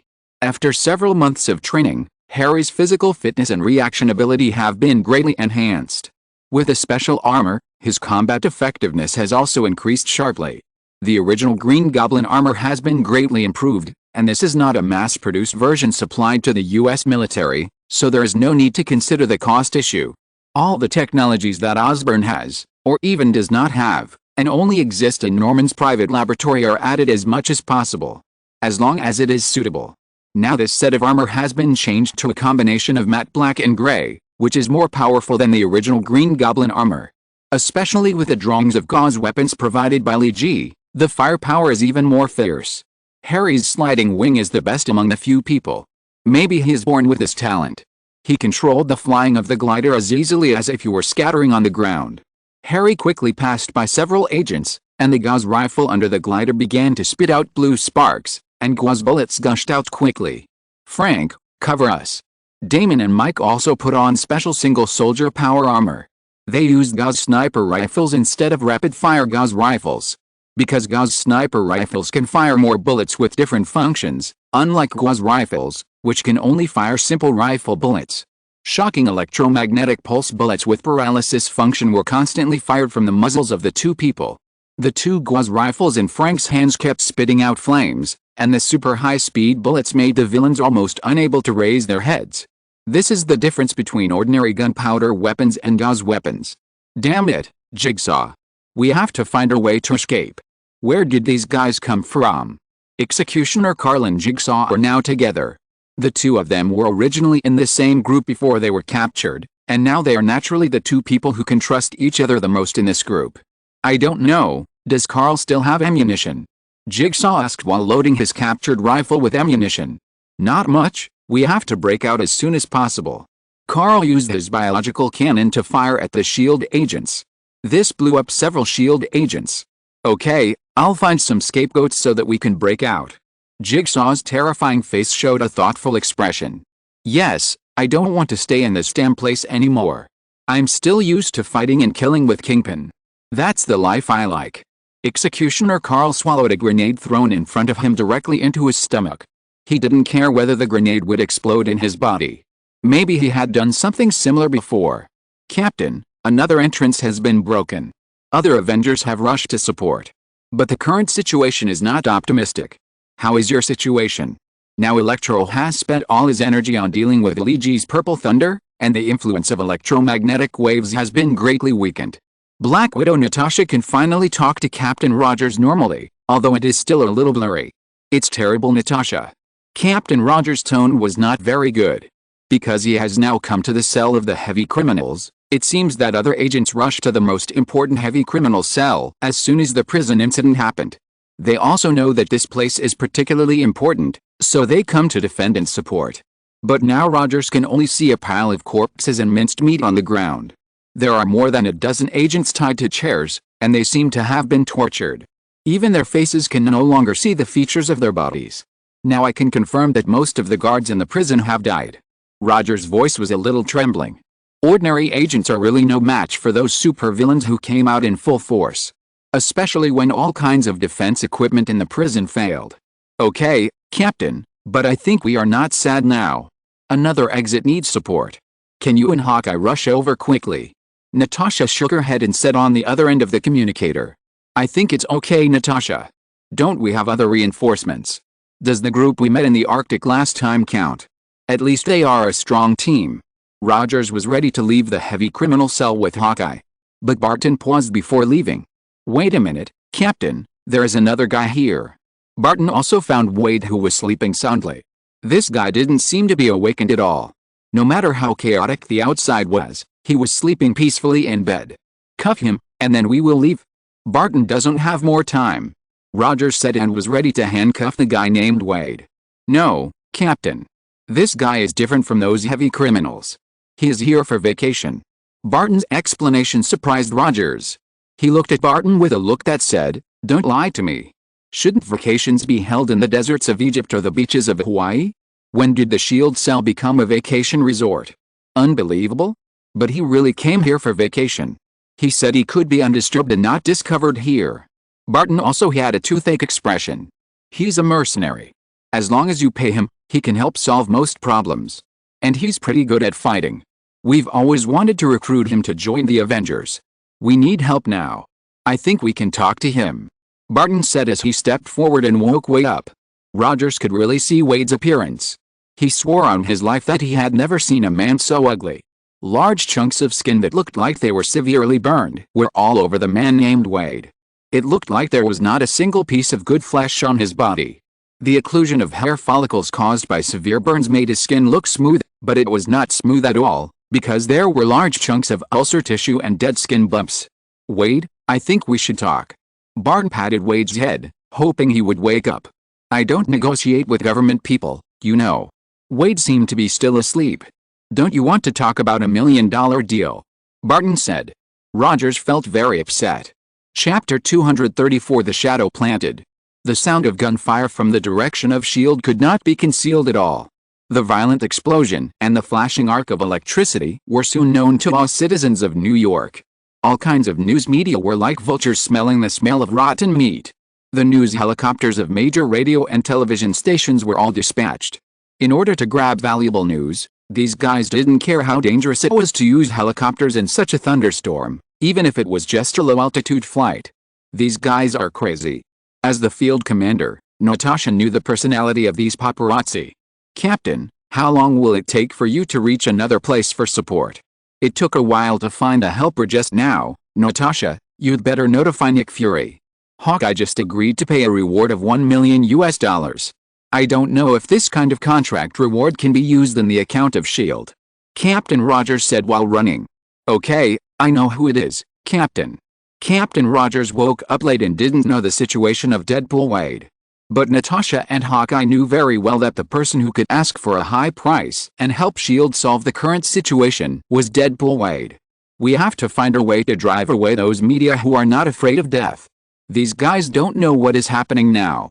Natasha not only has to command a defense work on the scene now, but also has to find time to find a way to drive away those media who are flying helicopters above their heads to get news materials. Almost all the news channels in New York are now broadcasting the battle in the SHIELD prison. And DeConfus, who is in an underground nightclub in New York, of course, has also seen the current news reports. This is a good opportunity, DeConfus whispered while drinking mint liquor. New York is in chaos tonight, and the spies he sent out all reported the same. And the SHIELD headquarters that DeConfus has been keeping an eye on also reported that there was a serious riot tonight. He didn't know Nick's plan to arrest Hydra. But as a mixed-blood vampire leader with long-term experience in struggle, DeConfus knew very well when to seize what kind of opportunity. One of his original plans was to trip up SHIELD, and this plan should not have been launched so early. Deacon also needs more planning and more forces. But there is an old saying that plans can never keep up with changes. A good strategist must be able to seize fleeting opportunities.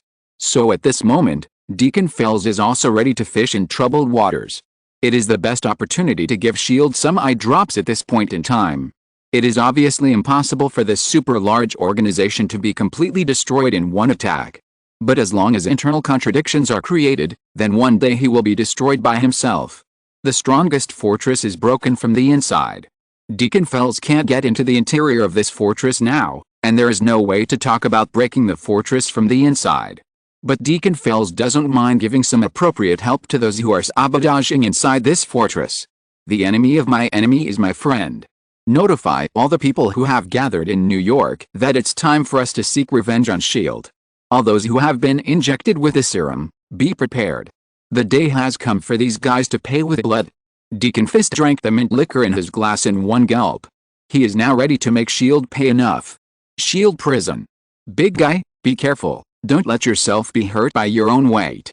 Rhino Alexei now feels that he is in great trouble. The guy with a glowing fist has not been dealt with yet, and now there is a super chattering little bug. And the damn thing is that this little bug can also spray special spider silk, which is very strong. Even though Rhino's strength is very strong, it takes a lot of effort to break free from this spider silk every time. Spider-Man, tie him up. Iron Fist has recovered his spirit and is cooperating with Spider-Man to attack Rhino. No problem, got it. Peter Parker's current strength has been close to 7 tons after continuous training and growth. Now his strength growth has reached a bottleneck and is slowly slowing down. Compared with Rhino's strength, Spider-Man may not be enough.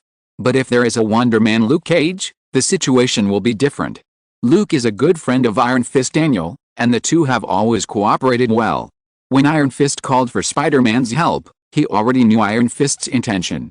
Spider-Man sprayed several strong spider silks to pull Rhino's arms, and at the same time threw a strand of spider silk to Luke Cage. Luke Cage and Peter Parker, one on the left and one on the right, used the strong spider silk to pull Rhino. The Rhino, whose defense was wide open, was hit hard by Iron Fist's fists. The huge impact made Alexei step back several steps, and finally fell to the ground. Okay, this guy has been dealt with. We should clean up the rest of the guys. Peter Parker clapped his hands and made a cleanup motion. Luigi had already used the electric blade with a new arc energy block to kill into a group of supervillains. The 10-stage Mahayana combined with the electric blade made Luigi feel like he was in an empty space for a while. Finally, Max, the electric man, thought too highly of himself. Luigi's spring thunder explosion was not something he could resist. The purple thunder dragon had already crushed him in the midst of the upheavals. The thunder of destruction was not an ordinary thunder and lightning that Max could control. The power of the spring thunder explosion was completely carried by Max alone. If it weren't for Max's special physique and strong immunity to lightning damage, he would have been blasted into pieces long ago. Luigi took the time to drag Max, who was completely exhausted, out and threw him outside in the thunderstorm. The crazy rain poured on Max's body, causing the little electricity left in his body to short-circuit. As long as you are prepared and know his weaknesses, it is not difficult to deal with the electric man, but if you fight him without preparation and without knowing his weaknesses, then the electric man will be a very scary guy, because Max's destructive power is quite terrifying. When the battle at the entrance and exit reached its climax, Captain Rogers, Hawkeye and Wade also appeared behind the group of villains. Wow, it looks like it's almost solved. It doesn't look like I need to do anything. But first of all, I won't return a dime of commission for this. Wade was wearing a uniform that Hawkeye got him, using 2 steel knives that had been collected before. Remember, not a penny less. This is the principle. Is this person really reliable?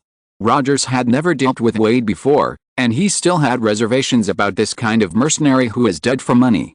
Well, at least it's still very reliable if you pay. Barton was not sure. The addition of the captain and the other 2 made the battle, which had already begun to be favorable, even smoother. Although the dozen supervillains were all extraordinary, but now the Avengers and the Night Watch team are not just eating and drinking. The situation of the battle soon became one-sided. When the executioner Carl, who was still resisting in the end, was directly cut off the biochemically modified arm by the captain's shield. The scene has completely quieted down. Oh, I like today's mission very much. This is what heroes should do. Harry talked to them excitedly. But you will feel bored soon. It would be best if there were fewer things to do and we could play Rocket League together in the base every day. Luigi told the truth. This is his current mentality. He now hopes that there will be fewer things to do and he can play WoW or Rocket League online in the base every day. Yet, speaking of which, our Rocket League ranking has been lowered, right? Peter came over and said. Because this guy's level is too bad, Hit Girl cleared all our points when she played with him. Luigi pointed at Harry, the culprit. While the three guys were chatting about those trivial things, Rogers and Barton were counting the number of people. Have all the people been caught? Captain Rogers asked Barton, who was counting the number of people. Except for Black Cat, no one escaped. Barton felt a little bad. Someone still ran away. Black Cat. A super thief who specializes in stealing artworks and fine jewelry. The super rich in the city have always been her targets. Apart from theft, she has no other criminal record. She never uses violence. She is a very low-risk criminal. But she is very difficult to catch. Escaping and hiding are her specialties. Well, at least it's not a murderer who escaped. We can catch her later. It seems that Black Cat is not very dangerous, and Rogers is relieved. As long as all the real, ruthless supervillains are still there, it will be fine. Another question is, why do you let prisoners keep their biological weapons when you are incarcerated? Rogers is referring to the executioner Carl. Carl's biochemical arm is obviously a dangerous item. Although Captain Rogers is a relatively kind person, he never shows mercy when dealing with criminals. If you were to deal with this matter, he would definitely amputate Carl's arm first. For various reasons, Captain. Barton shook his head. Because we didn't have any real evidence of Carl's crime before, and then state legislator Luxon once questioned the legitimacy of S.H.I.E.L.D.'s law enforcement. And behind Luxon is the standing member of the Security Committee, Mr. Dodge. Barton said helplessly. So before he is completely convicted, we have no right to remove his arm. Captain Rogers shook his head, not knowing what he meant. Finally, he said, Nick Fury has too many constraints and hindrances. I really don't know if S.H.I.E.L.D. can compete with Hydra. Rogers' worries are not without reason. In this complex bureaucratic system, every action of Nick Fury has to withstand huge controversy. The captain is a little afraid that Nick Fury will suddenly retreat after he can't stand the pressure. If Nick retreats, is there anyone else who can replace him? Or can he manage S.H.I.E.L.D., an organization with huge power and influence, as well as he does? Power corrupts people, and absolute power corrupts people absolutely. Captain Rogers buried a worry in his heart. Maybe there are many untrustworthy people in the S.H.I.E.L.D., Rogers thought. Did you just talk about Senator Luxon? While the captain and the other two were talking, Leegee had been listening to their conversation. And finally a special name aroused his curiosity.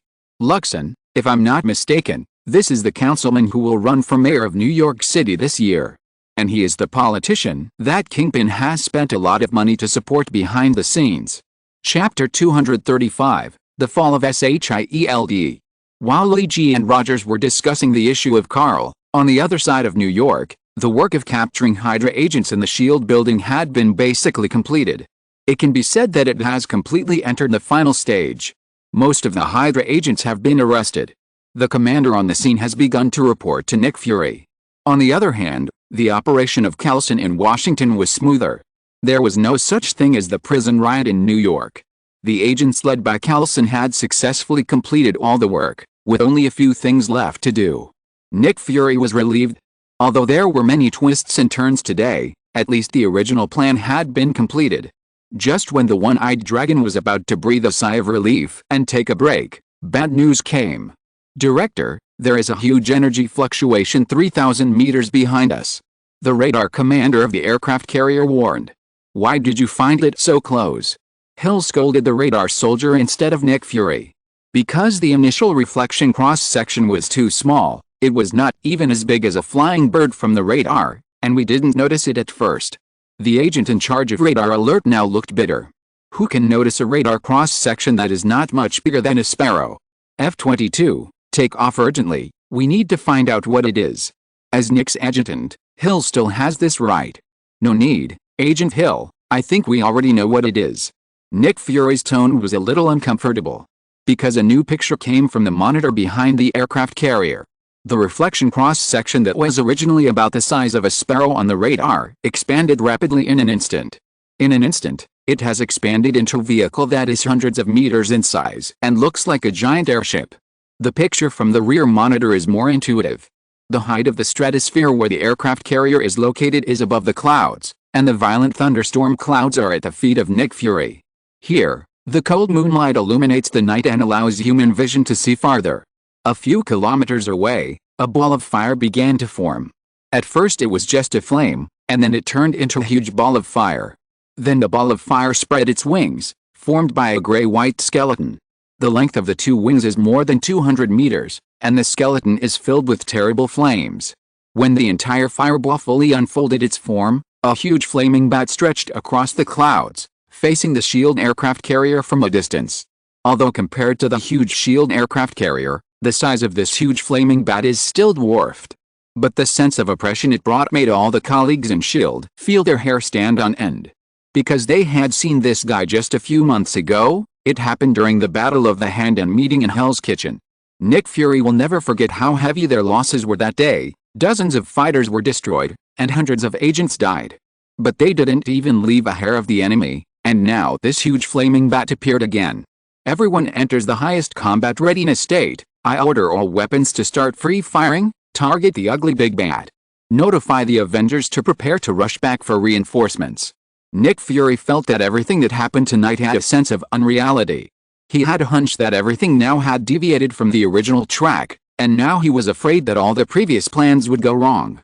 All the weapons on the SHIELD aircraft carrier had entered the launch state. On the plywood, the F-22 fighter jets were being rushed to take off.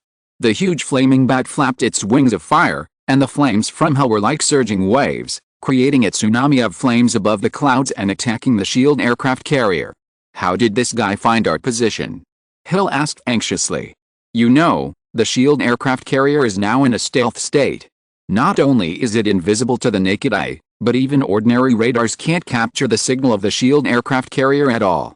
But the attack of this bat is clearly directed at the SHIELD aircraft carrier. Fortunately, after the last attack, the aircraft carrier has been upgraded and equipped with active defense devices to counter it. This made the SHIELD aircraft carrier not look as embarrassed as the last time. We don't have time to care how it found us. Now listen to my orders. The fighters take off and the whole ship opens fire. I'm going to catch this huge bat today. Nick's fist slammed hard on the control panel in front of him. Now I just hope that everything goes well underground and nothing goes wrong. Nick is praying secretly now. Good fortune never comes alone, and misfortune never comes alone. This sentence is very suitable for SHIELD tonight. SHIELD headquarters in New York. Agents are cleaning up the mess. It is now close to 3 in the morning. This swift and resolute action has worked well. Basically, all the important people who need to be arrested have been arrested. Even if there are 1 or 2 small fish that slip through the net, they will not escape the subsequent investigation. After catching so many people, as long as they are thrown into the interrogation room for investigation, they will definitely be able to bring out a large number of other guys. On the Greenland outside the SHIELD headquarters, Deacon Firth's men have already ambushed here. The time set by Deacon has come. Guys, go. For revenge. These guys are basically the diehards of Deacon Firth's men. The life of vampires after being exposed is very difficult. They are excluded by ordinary people and cannot find jobs. Half-blood vampires are not as rich as purebloods. Now their life is even worse than when they were vampires. The lives of many half-blood vampires are almost on the verge of collapse, and now they don't care about life and death. Many people are willing to use their lives as a price to avenge those who have ruined their lives. Whether it is killing pure-blooded vampires because of hatred for the rich, or attacking government departments that have made their identities public, of course they dare to attack SHIELD. Because Deacon Firth said that his original plan went smoothly, and if SHIELD hadn't intervened, the revolution of the vampire empire would have succeeded. When the dawn is about to come, it is SHIELD that kicks the mixed-blood vampires back to eternal darkness, or even a more terrifying abyss. This remark has attracted a lot of hatred for SHIELD. Many mixed-blood vampires want to blow SHIELD up to the sky, and now the opportunity has come. Tonight, SHIELD is in a mess. The vigilance against the outside world has been reduced, and because of the problem of Hydra, the entire department is now a little nervous, and no one trusts anyone. Originally, all this could return to normal as long as Nick Fury sorted it out a little in the next few days. After all, he has this prestige in SHIELD. But now there is no time for Nick Fury to do all these things. Because more than 30 hybrid vampires launched a desperate attack on the headquarters building of SHIELD. They are the first echelon and the one with the strongest impact. Stop, this is. Guard. The agent on duty at the guard post was stunned before he even had time to fire a warning shot. The bodies of these guys who were charging towards SHIELD began to mutate on the way. Just like the legendary giants who would grow a little bigger with every step forward and would die if they stopped. The bodies of the charging hybrid vampires continued to expand and enlarge on the way, like giants in the prehistoric times. Their thick arms reminded people of the huge mechanical swing arms in the industrial age, just as strong and powerful. The strong and running legs were like those overlords on land in the Jurassic era, as powerful and fast as the Tyrannosaurus rex. The hard skin made them able to resist the attacks of most gunpowder weapons, and even if they occasionally caused some insignificant wounds, they would recover quickly because of their own strong self-healing ability. Close the gate. Quick.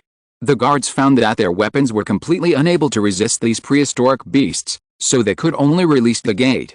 The SHIELD headquarters building is designed like an ancient moat, and the only way to pass is a bridge at the main entrance. This gate is set up on the bridge, and as long as it is closed, it can stop the charge of these guys. But the agents still underestimated this group of vampires injected with special serum. They are crazy and fearless.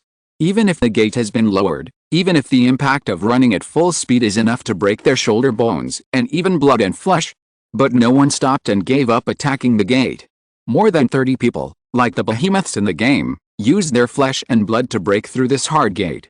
And this gate was torn into a pile of scrap metal before it even lasted for 5 seconds. Oh my god. Did you alert the internal authorities? An agent asked his comrade.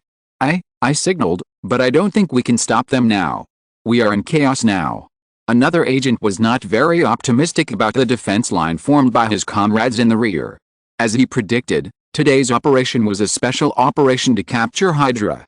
It was not a siege, and the SHIELD agents did not carry a large number of high-powered weapons. There were enough weapons in the underground warehouse of the headquarters, but it would take time to take those things out and equip them. In addition, in order to prevent Hydra's lurkers from causing damage, the weapons warehouse was even locked. A vampire who mutated into a 4-meter-tall, 800-kilogram giant broke through the first line of defense organized by the agents. With a wave of his hand, he could throw several agents out like rag dolls. And now he wanted a weapon more, such as the flagpole next to him, which looked very good. The giant's hands directly grasped the bottom of the originally thick flagpole, which seemed to be just the right size for his palm. The strong special alloy used to make the flagpole was as fragile as wheat seedlings under his huge force. The flagpole fell, and the American flag, the symbol of American power, fell with it. When has SHIELD ever been attacked by hostile forces on American soil?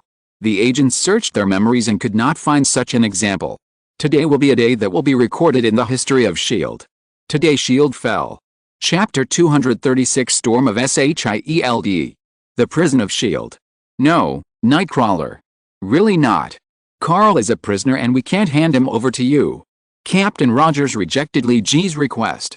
Captain, you should know that I am not asking you for this to help this executioner escape from prison. Lee G said to Rogers. It may be related to very important information. Lee G has been very concerned about Carl since he heard the name of Luxon.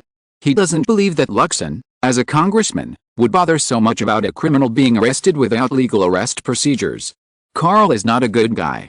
It can be said that no one who can be imprisoned by SHIELD is a good guy. He is a guy who works for the gang. Regardless of whether Luxon used the bullshit reason of judicial justice as an excuse to intervene, Lee Chi almost subconsciously presumed that Carl and Jin had a relationship. And Jin intervened in this matter through Luxon, a politician he supported, and the reason he used was very good. Judicial justice, well, this method is very good. Because Luxon was not just defending Carl at the time, it would be too obvious. The congressman postponed the trial of a large number of people who were tried at the same time on the grounds that the authorities' arrests were legal. This way of handling not only did not reveal any flaws, but also won Luxon a good reputation among the people. Questioning authority and the current government has always been something that the people are happy to do. It is a good help for Luxon to run for mayor of New York this year. Although most people often see only a small part of the truth, they always think they see everything. Lee G now almost subconsciously connects Carl, Luxon and Kingpin interline. This is the inspiration he got after getting along with Damon many times. In the intuition of the old police officer, any impossible things are often surprisingly connected. Hey, Captain. I don't want to do anything improper. This matter is very important, even related to the lives of millions of people. Lee G pulled Rogers aside and tried to stay away from other SHIELD agents. And let his teammates cover him, and quietly said the guess about the relationship between Kingpin and Doom. Because Captain Rogers is now in the highest command here, as long as Rogers doesn't nod. Lee Ji can't take Carl away at all, unless Lee goes to war with S.H.I.E.L.D. now. This is completely unnecessary. The best way is to convince Rogers. Wait, you have handled all the relationships too complicated, right? How many turns have been made here to get to Carl? After listening to Lee Ji's analysis, Rogers did not explicitly refuse. But his expression was still a little hesitant, because Lee Ji's inferences did have many twists and turns. We can't let go of any possible captain now. I believe that you participated in World War II not because you like war, but because you want to stop war, right? Lee Ji wanted to use his mouth cannon ability as much as possible. I swear in the name of God, I hate all meaningless wars and unnecessary deaths. The war in Eastern Europe has no meaning in my opinion. Rogers' views on war are basically consistent with Lee Ji. He hates war and killing. The reason why Rogers became Captain America and participated in World War II was to end the war. Lee Ji continued to mouth cannon at Rogers with full power. I thought that after that epic war, humans would learn a lesson. Tens of millions or even hundreds of millions of people died in that war. Europe and Asia were almost burned to a crisp in the war, and the blood of hundreds of thousands of soldiers was still left under the yellow sand of North Africa. But the war in Eastern Europe made me realize that human nature has never changed over the years. They are still keen on killing, and some people can easily put the lives of millions of people on the scale of death for their own benefit, as a kind of bargaining chip to be traded. Now that humans have evolved, technological advances have given us more, better and faster weapons of mass destruction. With just one atomic bomb or hydrogen bomb with a super large yield, we can easily flatten a huge city of millions of people in an instant. The war in Eastern Europe is meaningless, Captain. You hold this view too, don't you? We need to stop it, or at least prevent it from escalating in scale again. Tony Stark made a special statement in Congress in the hope of delaying Congress and controlling the scale of the war. We hope to find a way to temporarily overcome this crisis, and I ask for your help. Just like you and your comrades, the meaning of sacrifice is for peace. Captain, your story has inspired several generations. Now time has passed, but I hope your faith will always be as firm as before. Lee Ji looked at Rogers very seriously and said this. Captain Rogers was interrupted by a more urgent voice before he could even open his mouth. Captain, S.H.I.E.L.D. headquarters has been attacked, and the sky has also been attacked. Our first line of defense has been torn apart. Natasha rushed over, and she had already received the news that S.H.I.E.L.D. was attacked. S.H.I.E.L.D. headquarters is now in complete chaos, and we need to support it as soon as possible. The news Natasha brought was not optimistic. How many Quinjets are still available? There are only 3 that can still fly now. 2 Quinjets will support the battle in the sky, and 1 will be used as a fast transporter to quickly transfer reinforcements to the headquarters. In addition, take Carl and Jigsaw on the plane, remember to inject strong anesthetics, and then detain them. If they don't cooperate, other means can be used. Rogers now took over the command. Why take them? Natasha frowned slightly. It's useful, now act quickly. Rogers didn't explain further but urged the staff on site to speed up the progress. I'm afraid I need you to do me a favor, so that we can have time to continue the topic just now. Rogers stretched out his hand in front of Lee Ji. At your service, Captain. Lee Ji knew very well what kind of help Rogers needed now, and he had heard the words just now. There's still a battle to go on, guys. I'm afraid we will be very busy tonight. Is it a party for supervillains today? Peter complained weakly. Do we need to put out the fire in the whole city? The battle that Lee Ji expected did not happen. When they arrived at the headquarters of S.H.I.E.L.D., only a mess was left. The attacking hybrid vampires had retreated, and of course, more than a dozen giant mutated corpses were left behind. It was the same as what Lee Ji and Tony saw in Philadelphia last time. There were so many giants of the same style. Lee Ji did not forget how difficult that guy was to deal with. Now his worries have come true. This thing has really become a biological weapon. Moreover, the first large-scale deployment was to attack S.H.I.E.L.D. Such an opening battle was very exciting. The battle plan originally formulated by Deacon Firth was not to destroy S.H.I.E.L.D. in one fell swoop. He knew that this was unrealistic. However, the original intention of this battle was to give S.H.I.E.L.D. a hard time and put it in great trouble. Therefore, a retreat plan had been formulated when more strong resistance or reinforcements were encountered. After the mixed blood vampire made such a fuss, many Hydra lurkers who had been captured ran away directly. This was the biggest failure of Nick Fury's plan this time. It was also the most disgusting thing for everyone in S.H.I.E.L.D. However, people with political vision could see that this incident would not end peacefully. The fall of S.H.I.E.L.D. headquarters, even if it was only a short moment. This was a political disaster, and the political significance of it was far greater than the strategic significance. Deacon Firth knew this very well, Nick Fury knew this very well, and Captain America Steve Rogers also knew this. It was not yet dawn, and the time was 4:50 in the morning. The rainstorm had stopped and the dark clouds began to disperse. The moonlight began to fade, and light began to appear on the horizon where the sun rose. Everything seemed very calm, but the current calm seemed so false. The violent storms in nature had just subsided, but the political storm about S.H.I.E.L.D. had just begun to brew. The shadow that had been buried in Roger's heart before began to expand in his heart, like an indelible nightmare. Where is the future of S.H.I.E.L.D.? Rogers suddenly began to feel unsure. How are you going to interrogate these two people? When Rogers appeared in front of Lee Ji with a confused Carlin Jigsaw, his expression was very serious. I'm not going to ask, but I know some people are good at this kind of thing. Lee Ji's mouth curled up a smile. If you're listening to this novel on a channel other than Fanfic World, it means they downloaded and uploaded it without effort. We cordially invite you to visit our channel, Mundo Fanfic Novelists. There you'll find the original version of this story, and you can explore many other novels of various genres.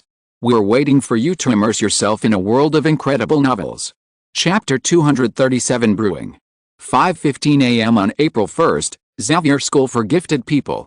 You're a little early, Night Walker, and you're bringing so many friends with you. Professor Charles Xavier, who was sitting in a wheelchair, was the first person to greet Lee Ji and others at the school. You're early too, Professor. Lee Ji bowed slightly to Professor X, as a morning greeting. It's hard for the elderly to have a deep sleep. Xavier smiled and said, New York City seems to be very restless today. Yes, Professor, I think we may need your help. Lee Ji did not continue to be polite with the professor, and began to get straight to the point. Lee Ji hoped that Professor X could help directly read the memories of Carlin Jigsaw. This is Professor X's strongest ability. I'm afraid there are not many people on the earth who can compete with Charles Xavier in terms of mental strength. It is not impossible to obtain intelligence through interrogation, because Damon and Frank are both good at interrogation, and their methods may be cruel sometimes. But this method takes too much time, and what is lacking now is time. This time, Natasha and Barton did not follow Lee Ji and his group. Only Rogers came with 2 prisoners. Because after getting the information, these 2 guys will still be thrown into the S.H.I.E.L.D. prison. So you want me to read the memories of these 2 people? Charles said with a little thought. Yes, Professor, I believe you can also understand how important this matter is. While Lee Ji was talking to Professor X, other X-Men also appeared one after another. It's a bit risky to intervene in this matter, Professor. Cyclops had some more considerations. This is not a simple personal grudge, this may be an incident that will involve the national level. If we intervene rashly, will it cause more consequences? It may even involve the survival of our mutants, which is not very safe to begin with. Cyclops Scott's idea is not unreasonable. If mutants intervene in this matter, it can be said that there is no benefit, but it may drag themselves into a pool of muddy water. Now the survival of mutants themselves is a problem, and many people have no mind to consider other issues. This, sir, I don't quite agree with your point of view. It was not Lee Ji who refuted Scott, but Rogers who came with him. Among my former comrades, there are quite a few mutants. For example, the wolf standing there, Logan. Rogers pointed to the Wolverine who had just appeared. Your predecessors have all fought and worked hard for the peace of this world. After the last Arctic Winterberg incident, Rogers and Logan have been reconnected. This pair of brothers in distress, one experienced amnesia. He forgot all his previous memories. The other was frozen under the glacier and missed 70 years of time. Although Logan couldn't remember Captain Rogers' memory, he also forgot the life and death battle with him. But this did not prevent him from believing Captain Rogers' words. Because Rogers knew a lot of his little habits, even some that he didn't notice. And Rogers' personal credibility is very high. Even after so many years, he is still a symbol of lofty beliefs. So Logan felt that Rogers did not deceive him on this matter. Captain, my name is Scott. I grew up reading your heroic stories." Scott was still quite polite to Rogers. "I know your story, your goals and pursuits. But the times are different now, and the living space of mutants is becoming increasingly narrow. It is already very difficult to ensure that our kind can live on this planet without being disturbed by others." Scott's words were recognized by a considerable number of X-Men. "Scott, I believe you should have read the new comics published by Marvel recently." Lee Ji suddenly interrupted. Lee Ji's Marvel Comics company finally agreed to publish a comic book about mutants, the X-Men. And Lee Ji also discussed the copyright issue with Professor Charles and the public identity of Jason Lee. Because the last time Katie invited Lee Ji to participate in the school's public display, Lee Ji left a very good impression on Charles. And relying on Lee Ji's excellent ability to talk, Charles was finally persuaded to agree to the copyright of the X-Men. The new comic book about mutants has been officially published. And the artist Ivy is very enthusiastic about the comics about mutants. After Lee Ji appointed her as the main writer, she almost forgot to eat and sleep to paint. Therefore, the first issue of the mutant comics is almost thicker than the first issue of Night Watch, and the content is richer. The comics reveal the plight of ordinary mutants through the perspectives of several different mutants, but in the face of this plight and social discrimination, these protagonists still do not give up their beliefs, use their abilities to help others, and become heroes. The content of mutant comics is very heavy, with a lot of stories about human nature and racial opposition. There is no right or wrong in this story, everything is a gray area between white and black. Since it was launched, sales have soared all the way. One is because of ordinary people's curiosity about mutants, and the other is that the story of Ivy and Gwen is very well written. Yes, students in school have been reading this comic recently. What's wrong? Scott still didn't understand what Lee Ji's intention was to talk about this comic. "I have always hoped that there will be no gap between ordinary people and mutants. I believe you all know what I have done." Lee Ji's words were recognized by the majority of X-Men. Nightwalker has been trying to balance the contradictions between mutants and ordinary people, and even threw out various contradictions to let Hydra take the blame. Now, Nightcrawler has a good reputation in the mutant school. At least everyone thinks that Lee Ji is a trustworthy friend, and they are no longer as likely to fight each other as they did at the beginning. I have always said that mutants, especially capable mutants, should participate more, or more actively, in society, especially use their abilities to help this society. Only in this way can everyone accept mutants. Lee Ji said as he walked to the professor's side. Look at the comments section of this new comic publication. There is a lot of controversy. But overall, the comments are developing in a positive direction.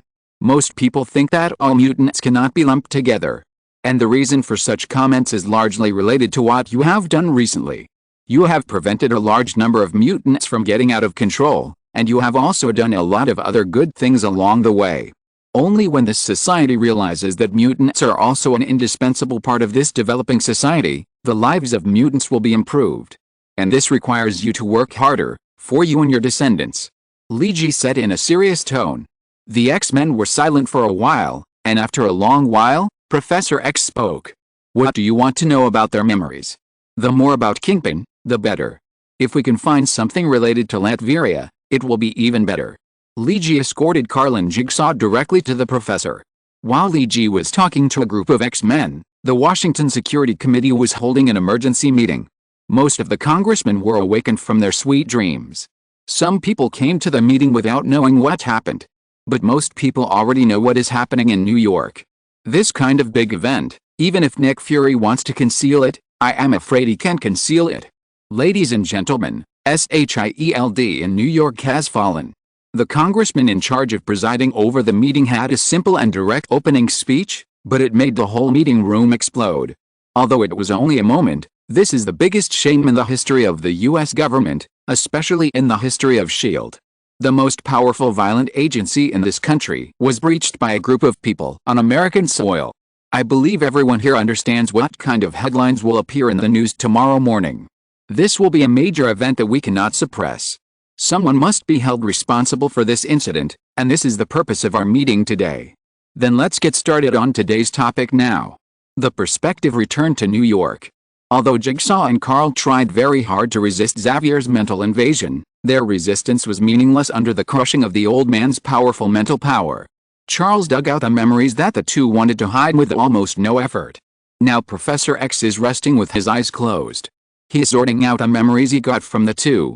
Because the memories are too many and too complicated, he needs to discard those that are not needed and only keep the useful ones. Li Ji is now patiently waiting for the results of Charles' final investigation, but Zheng Chu's voice came from his communicator. Or rather, his somewhat surprised voice came from the communicators of all the Night Watch teams. More than half an hour ago, Russia launched 4 ballistic missiles at Latvia. It was only after more than half an hour that the news was released, and it was said that the launch error was caused by the use of an old map.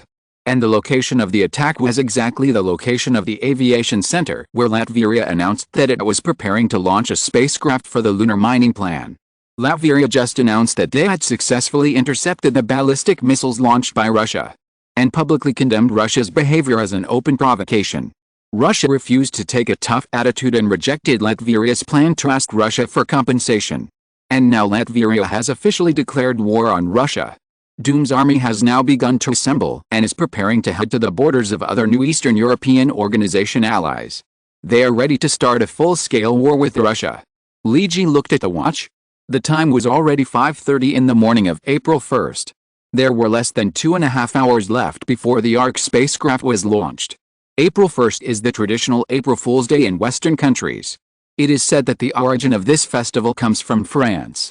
At that time, the King of France promulgated a new and more scientific calendar date. However, it was resisted by the traditional nobles. In the traditional calendar, April 1st of the new calendar is the new year of the old calendar. Many stubborn old nobles still follow the tradition and celebrate the new year on April 1st.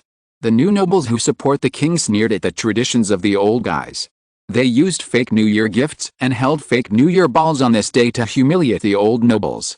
This is the origin of April Fool's Day. The original purpose of this festival was to represent a split between the new era and the old era. This is also an important reason why Tony Stark chose to launch the Ark spacecraft today. Under his ambitions before, Tony believes that this is a transition between the old and new worlds, and historians will divide human history into 2 parts from today. However, Tony's overconfidence, even arrogance, made the whole incident more and more out of control. The beginning of the Eastern European War sounded the alarm for an all-rational people. Human history may really start to be divided into 2 parts today. But the meaning of these 2 parts of history is definitely not what Tony Stark expected. Perhaps it is not a beautiful future, but a heavy nuclear winter without the sun. Perhaps the remaining humans can only hear about the golden age of mankind from the old man, when the sun warmed the world. Now Doom's army has begun to gather in full force, Frank once said. Although Latvia is only a small country, its military strength is very strong. Now the war in Eastern Europe is intensifying, and the outbreak of a full-scale war has been pushed into the countdown. The greed released by humans will one day completely devour humans themselves. Chapter 238, War Reversal and Preparations of All Parties. As Frank said, Latvia is a small country, but a military power. The monarch Doom is a super scientist. He developed various weapons for his army. Moreover, Latvia has never signed its name on any treaty prohibiting weapons. Many countries have signed treaties prohibiting the use of weapons in war, such as weapons of mass destruction, cluster bomb systems, and even biological and chemical weapons. Doom does not want to abide by any of them. If others expect you to sign some treaties, then before doing this, please use your brain to think about whether they will abide by these ridiculous agreements. Doom once said. It can be said that Doom's idea is not unreasonable. For example, Russia, which provoked the war in Eastern Europe, would not believe it if it did not have the support and indulgence of other countries.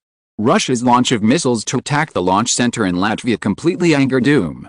Yes, Doom may not care much about the life and death of his allies, because the war in Eastern Europe was originally a step in the plan. But attacking Latvia is something Doom cannot tolerate. He is the monarch of this country, and this is his kingdom. Only Doom can decide the life and death of this kingdom, and other countries are not allowed to interfere. At 6 o'clock in the morning on April 1st, the first batch of Latvian troops had been assembled, and their vanguard had already arrived at the front battlefield. The number of this unit is not large, but the weapons and equipment are extremely sophisticated. Melta-guns and power armor designed by Doom are standard equipment. There are also special high-explosive grenades and other anti-material weapons, which are equipped by this small number of elite troops. This vanguard is not large in number, with only a battalion of about 300 people. But the results of the battle are astonishing. They fell from the sky and relied on special buffer equipment to directly attack the Russian army from a height of thousands of meters. The special rocket buffer backpack allows them to start slowing down 50 meters before landing. This disposable backpack is a bit luxurious to use, but the effect is very good. The paratroopers who fell from the sky do not need to be subjected to long-term anti-aircraft fire in the air. This is a border city in Georgia. 3 regiments under the 1st and 2nd Divisions of the Russian Border Defense have captured this place. More than 17,000 Russian soldiers have gathered here. This also includes heavy weapons from 2 armored regiments. Russia is also ready to take advantage of the opportunity of the 5 permanent members to allow him to attack Latveria, this time to resolve Russia's border territorial disputes. To be honest, Russia does not take the military strength of the 15 Eastern European countries seriously. The Russian president believes that this will be a simple war and a perfect victory. The vast plains of Eastern Europe cannot stop the Russian steel armor torrent. But Latveria's participation in the war, Doom showed Latveria's military strength to the world for the first time. This low-key monarch and low-key kingdom. It has always been a mysterious existence in Western countries, and today Latveria showed its terrible and fierce claws for the first time. The use of the melta-gun requires the core to be running, and the buzzing roar reminds its enemies, are you ready to welcome the arrival of death? The heat ray of the melta-gun has some similarities with a heat ray designed by Tony Stark, but there are other differences. For example, the core working principle is different, and the melta-gun designed by Doom also contains other energy reactions. It is not a simple high-temperature ray like Tony, so the temperature of the melta-gun is not as high as that of the Iron Man armor. However, the high-temperature ray of more than 4,000 degrees and the energy ray with special corrosion and radiation effects are still very scary. Now Doom's elite troops are facing a group of armored regiments from Russia. These tanks, known as the King of Land Warfare, have now encountered their most terrible enemy. Soldiers wearing power armor run faster than tanks, and soldiers equipped with melta-guns and high-explosive mines have more fierce firepower than tanks. The solid armor makes these soldiers completely fearless of ordinary machine gun shooting. Unless they are hit by artillery shells or anti-material sniper rifles, nothing can stop these soldiers from moving forward. It seems that the tanks with solid and thick armor cannot stop the attack of the melta-gun at all. As long as they are hit by the melta-gun, large pieces of armor will melt. Even if the tank's vital parts are not hit, the crew inside the tank will be killed by thermal radiation. Cooperating with Doom's army is the Georgian National Defense Army, and now the offensive and defensive forms have begun to change. The Latvian army has torn a hole in the Russian army and played the tactics of center bloom. The 3 regiments of the 1st and 2nd Border Defense Divisions have fallen into an unprecedented passive situation, which was not expected before the war. Repel. Doom was talking to his general. No, what I want is annihilation. Encircle and suppress the Russian attacking troops from all directions, and it must be a war of annihilation. Doom's tone was very indifferent, but very cruel. The strong do not need to shout loudly about their own strength, because his tiny decision can determine the life and death of countless people. Dr. Doom does not care about the life and death of others, but Doom's majesty cannot be violated. Now the war situation has begun to reverse, and Russia's Eastern European strategy has begun to suffer setbacks. The private meeting of the 5 permanent members of the United Nations will be held again. Inside the Xavier School for the Gifted in New York. City of the Dead. Li Ji temporarily put aside his considerations about the Eastern European War, because thinking too much would not help. It is better to find the clues you need, and the most important clue you have now is the City of the Dead. This is what Professor X collected from Jigsaw's mind, and it is also what Jigsaw hides in the deepest part of his mind. What is that? Li Ji is puzzled about what the City of the Dead is, but maybe this is what Kingpin wants to make. Just hearing the name may easily make people think of hell. If there really is hell, Peter Parker guessed. We have seen a lot of strange things, whether it is gods or demons. We have seen them all. I am not surprised if hell appears now. Li Ji said so. Jigsaw and Carl have many important things in their memories. They are 2 guys working for Kingpin. And Kingpin will not tell everyone his true thoughts, even if these 2 have worked with Kingpin for many years. But many times, some bold assumptions and speculations do not require a lot of, especially complete information. Now Li Ji knows who he should go to ask about the City of the Dead. And his crazy plan needs support to work. Li Ji's plan is crazy, and Kingpin, who is far away in Japan, has the same crazy plan. Doom's soldiers were carrying special boxes to the castle of the Hand in Society. This was what Doom hoped to get when he asked Kingpin to acquire Frank Technology Energy Recovery Company. If the United States is the second country that produces the most nuclear waste every year, no one would dare to say it was the first. These things that the military has discarded are still very valuable in the hands of some geniuses, such as Doom. Doom, wearing an iron mask, had a blank expression on his face, and there was no trace of fluctuation in his eyes. Even though these things in front of him would soon become a pile of killing weapons as long as they passed through his hands, his eyes remained calm. These things were what Doom prepared to blow up Hell. Now there is a stepping stone to Hell, which is the souls collected by Doom. There is also something to negotiate with Hell to blow up Hell. If there is still something missing, perhaps there is still a lack of a guide or a primer. But Kingpin has already prepared for Doom, and he is now imprisoned in the dungeon. The Ghost Rider of the East, Kamibu. Chapter 239. What Li Ji wants. Deep in the Great Snow Mountain in the western regions of China, Kamarteki. Master Guyi was muttering these words softly with a thoughtful look on his face. City of the Dead. Li Ji stood beside the master. For Li Ji, it is better to ask professionals for these things that are unclear to the gods and ghosts. For example, Master Guyi, who has been dealing with various demons for many years. That is where Hell collects souls. It is the final destination of the souls of all the dead on earth, if they do not have a kingdom of God they believe in. Guyi said in a way that was easier for Li Ji to understand. Then it is probably related to Hell. Li Ji still doesn't quite understand what Doom and Kingpin are planning to do to Hell. But since it is related to Hell, Li Ji estimates that it will not be a particularly good thing. Are you going to intervene in this matter? Guyi said with a hint of meaning. Yes, Master. The clouds of war have begun to spread. If we don't stop these things before the situation becomes serious, and let them continue to develop freely, I'm afraid no one knows how far this matter will end. Li Ji said seriously. So you let Lan tell me your plan. Guyi's tone made it hard to tell whether he supported or denied Li Ji's crazy plan. Do you know that you are playing with fire? It is very dangerous to bring the war of other races to the earth. Guyi did not directly deny Li Ji's plan, but began to describe the danger of this matter. I understand, Master, but I also understand the horror of human beings themselves. For example, the source of this war is for profit. Li Ji nodded and said. When there are no external conflicts, infighting and killing each other is almost the nature of human beings. In ancient times, it was for food and mating rights. Now it is for energy and territory. In fact, the nature of human beings has not changed for thousands and tens of thousands of years. Master, let me say something outrageous. If sacrifice and death really have to happen, human lives should be sacrificed for progress and the struggle against foreign enemies, rather than fearless internal consumption. At this moment, Li Ji took off his hood and looked at Ancient One seriously. Our world should not perish like this, in a twisted and humble reptile-like posture. It is meaningless to destroy this world in a cannibalistic way. Maybe my plan is radical, even dangerous.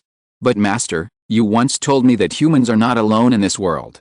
In the face of those terrible interstellar wars, we are as naive as babbling children. No matter how many wars there are among humans, they all seem like a game of house to those alien civilizations. You said you need to train warriors, and the Earth needs to unite, so that everyone understands what humans will face in the process of civilization progress. Li Ji's expression was very serious, and Guyi also listened to Li Ji's statement seriously. Our world and our civilization should not perish like this. Since we have come this far in the natural evolution of the survival of the fittest, we should continue to move forward. After listening to Li Ji's statement, Guyi was silent for a long time. Finally, he asked, So what do you want to achieve in the end, after introducing the Dark Elves army? The first goal is naturally to divert the attention of the war that has broken out now, so that all countries understand that their weapons are no longer used for simple fratricide. There are many civilizations in this world that are eager to attack the Earth. Li Ji said so. If possible, I mean if. I hope that this matter can promote or even reform the social structure and political system of the Earth.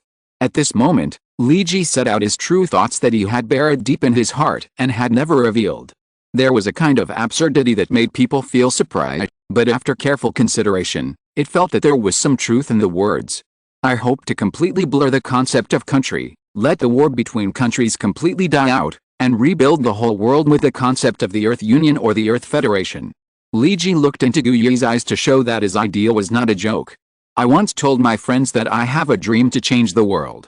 And now I think that the world has reached an era that needs change, and our development has reached a dead end.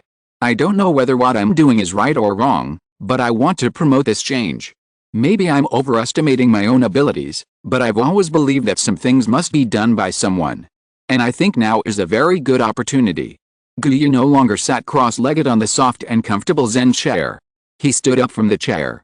He paced back and forth in the room for several minutes. It's crazy. After an awkward silence, Gu Yi finally spoke. You want to use your personal power to promote a major change that has never happened in the world for thousands of years. This is something that countless politicians have never done. I have a lot of knowledge, although I'm not good at politics. But I have seen countless dynasties established and collapsed. What you want to do will be unprecedented. If you succeed, your name will shine in the history of mankind, but if you fail, you know what the result will be. Gu Yi turned around and asked Li Ji. You will never be able to turn over. Li Ji said dryly. So do you still want to do this? If this must be done by someone, then let me do it. You are starting to look like a real hero now. A real hero should not only enjoy the halo of glory, but sometimes also need to bear the darkness that ordinary people cannot understand. I will not interfere in the affairs of hell, because the Supreme Sorcerer has an agreement with the demons. If they do not actively destroy it, I will not tear up this piece myself. But I can let my followers go with you. If everything goes well for you, then I will persuade Odin for you to let the God Realm cooperate with your plan. Send a group of dark elves to Earth. But if you fail, then don't mention this dangerous plan in the future, even if you think about it in your mind. Gu Yi's tone was very serious, with an invisible majesty. Li Ji understood that this was a test of Gu Yi for himself. Heroes can enjoy glory, and naturally they also need to pay the price. The Treaty of Equivalent Exchange has been universal from ancient times to the present. It can even be said that it is a universal law in the entire universe. When Li Ji came back from Kamartaki, Zheng Chu's communication came again. Tony Stark is back from Washington, and he wants to see you. And it doesn't seem to be good news. Chapter 240 Absurd Reasons. There will be another update later. The meeting with Tony Stark was still held in the Stark Industries building. Tony had just flown back from Washington wearing an iron armor. He looked a little tired. Pepper, I'm a little hungry. Help me get some biscuits and bread. There was an undisguised sense of fatigue in Tony's voice. You look very tired. When Li Ji came to Tony's office, Tony was eating biscuits and drinking milk listlessly. Yes, very hungry and very tired. Tony's voice was a little dry. I don't know if it was because his throat was too dry from eating biscuits, or because he said too much in one night. I went to Congress to persuade those people to hold a special hearing. I have prepared everything. Tony put down the biscuits while speaking. Although he was very hungry, his appetite was not very high. I even said that I hope they can hold a new UN General Assembly to give me a chance to correct my mistakes. Li Ji knew that Tony was very depressed when he heard Tony's dry voice. But it didn't work, right? Yes, it didn't work. Tony's vocal cords were a little hurt because he had made too many statements and had all kinds of arguments and debates tonight. Pepper Potts, who had fallen out with Tony before, stood aside and shook his head reluctantly at Tony's haggard appearance. The people in Congress are too stubborn. I used to be too confident in my ability to control things and too confident in this government. Tony drank a sip of milk to moisten his throat. Now it proves that I was wrong. They don't want to share the benefits of the moon with anyone. Not even a little bit of possibility. Li Ji walked to Tony's side and sat opposite him. I'm trying to avoid the escalation of the situation, but you know it's difficult. Especially after Russia began to attack Latvia. The situation of the war has begun to change. Russia's frontline positions have been beaten back. Latvia has begun to gather troops to prepare for a counterattack against Russia. The situation of the war is changing every moment. During the time when Li Ji went to Kamataki to talk with Ancient One, the whole situation began to change again. Tony Stark seemed to have obtained first-hand intelligence. After all, he had many friends in the military and his network of contacts was very extensive. 5 Russian divisions have been surrounded. It seems that Doom is preparing to fight a war of annihilation. The latest situation is that Russia has lost nearly 20,000 troops. and the several border cities that were originally occupied have been lost, and the war has begun to spread to Russia. Tony drank the remaining milk in the cup in one gulp. Russia has now assembled more than 600,000 troops in the European direction. Although the number is larger than Doom's army, the equipment is too poor. Tony turned his head to Pepper while speaking. Now Congress requires me to reopen the weapons manufacturing department. Because Russia's weapons and equipment may not be able to support such a war, Congress expects private enterprises to sell weapons to Russia in a commercial way, but the money may be paid by other 5 permanent members. No. Tony. You said that you never want to continue to be an executioner. Pepper clearly rejected Congress's request. Li Ji was also thinking that these gentlemen in Congress really didn't care about making things worse. Or maybe they felt humiliated because they found out that they had underestimated Latveria, so they had to get back at their lord? Yes, I clearly rejected this request. They also sent a message to the Osborne group. Tony's new news made Li Ji a little nervous. He didn't know how Harry would choose to deal with this matter. I underestimated the young chairman of the Osborne group before, and Harry Osborne quickly rejected the Congress's plan to support Russia in the war. Hearing Tony's words, Li Ji's heart was relieved. In this case, the Congress's plan may be blocked. Li Ji felt a little better. Not necessarily. We are not the only 2 arms groups in the United States. You should know that Hammer Military Industry and a newly emerging arms company are eyeing such orders. Although their weapons cannot be compared with those of the Stark Group or the Osborne Group. Tony shook his head and denied it. Now the 6 countries have reconvened a new meeting, and now the war has begun. It is impossible to stop without a winner, especially in the case of Russia. Tony was referring to the strongman president of Russia, who is not a person willing to admit defeat. I even heard rumors that the strongman prime minister threatened. If the other 5 permanent members do not support Russia, he will win the war with nuclear weapons. Tony's face trembled a few times, and Pepper gently covered his mouth to prevent himself from making a sound. You know, he always keeps his word on war. Li Ji understood what Tony said very well. Is he really going to press the nuclear button? Li Ji still had some doubts. I don't know, but no one dares to take the risk, because everyone knows what it means to press the nuclear button. Tony said so. And I have to tell you even worse news.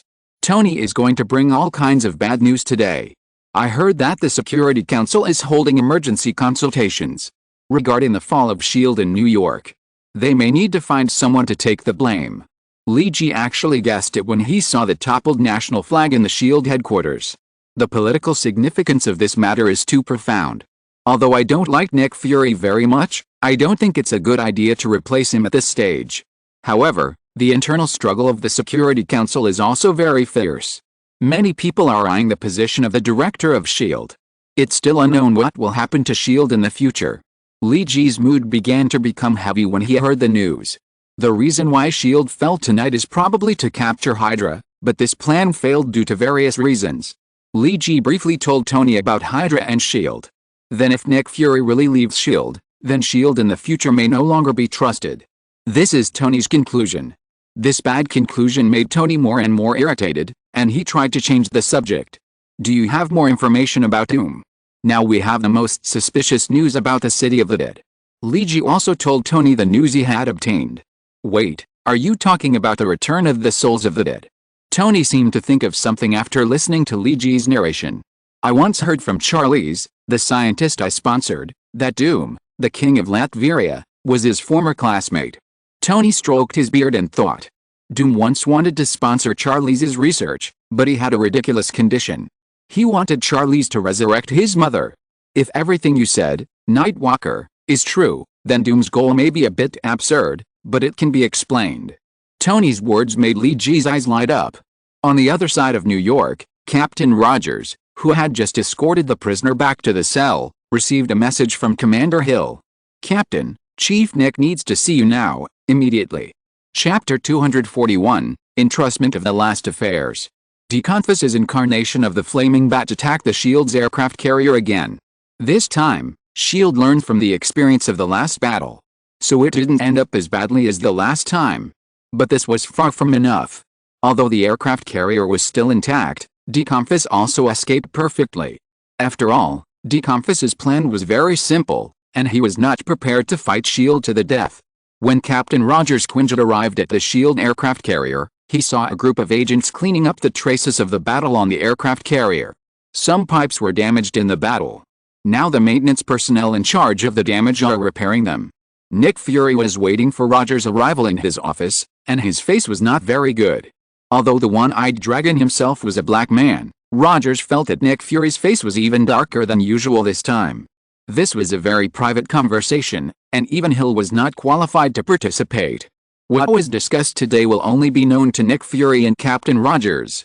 "Captain, our plan did not go smoothly today." Nick Fury spoke. His tone was as calm as usual, and he did not seem to be abnormal because of the setback of the plan. "Yes, Chief, everything seems to be wrong.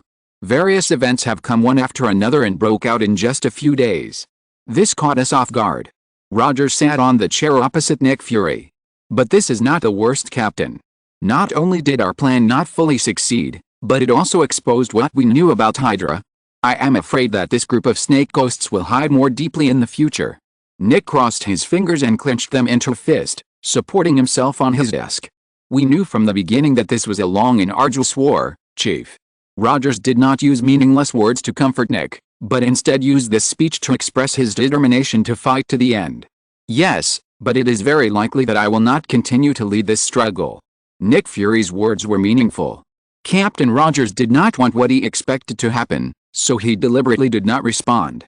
He was thinking about the next question. Nick Fury waited for a while, and found that Rogers had no intention of continuing the conversation, so he continued to talk on his own. Now Nick Fury needed to make everything clear. Someone needs to take responsibility for the fall of the SHIELD headquarters. "I believe you should understand this, Captain. You have done so many things during World War II, and you are also very clear about the ways and means by which the government and politicians exercise power. They need a scapegoat, a step for the public, and not to give excuses to the opposition. You know what I mean. I think it is really irresponsible for them to consider these things at this juncture." Rogers' eyebrows were twisted together, and his tone was a little heavy. "What is important to you and me may be worthless in the eyes of some people." Nick's tone was a little gloomy at this time. "I will not give up the struggle easily. I am ready to fight to the last moment. But the experience of walking on thin ice over the years has taught me that I always need to prepare a way out.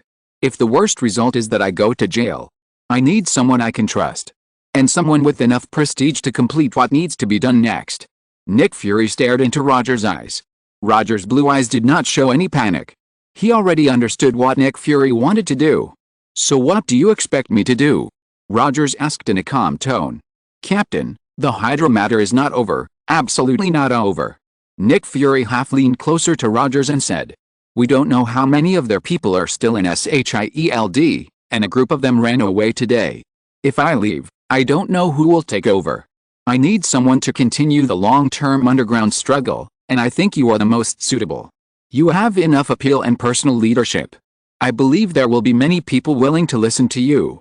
Do you want me to form cliques within SHIELD?" Rogers guessed what Nick Fury wanted to express. "It's not as simple as forming cliques, Captain. It's about gathering people you can trust. Agents who can really come in handy at critical moments." Nick Fury made an excuse, but Rogers' understanding was actually correct. "Aren't you afraid that I will break up SHIELD?" Rogers asked. "At least it's better than this huge organization falling into the hands of someone with ulterior motives, or even Hydra." Nick Fury's answer was very decisive. "And the Avengers plan, I believe you have fully understood it, Captain. I sent you an email before. If you read it carefully, the formation of the Avengers cannot be stopped. This will be a key link in the human defense line. Now this organization has only a prototype. I originally hoped that I could improve and expand it, but now I think this responsibility can only be handed over to you." Nick Fury's instructions made Rogers feel a little pressured.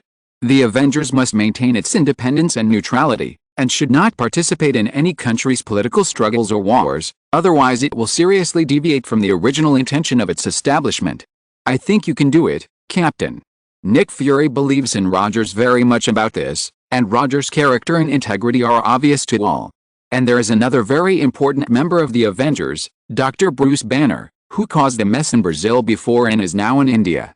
I originally asked Natasha to follow up on Dr. Banner's affairs, but now I'm afraid the task of persuading Dr. Banner will be handed over to you, Captain. We don't have much time. Nick Fury said a lot of things to Captain Rogers, which felt like he was telling him what to do. Although Nick Fury said that he would fight to the end, it seemed that he himself was not very optimistic about his future.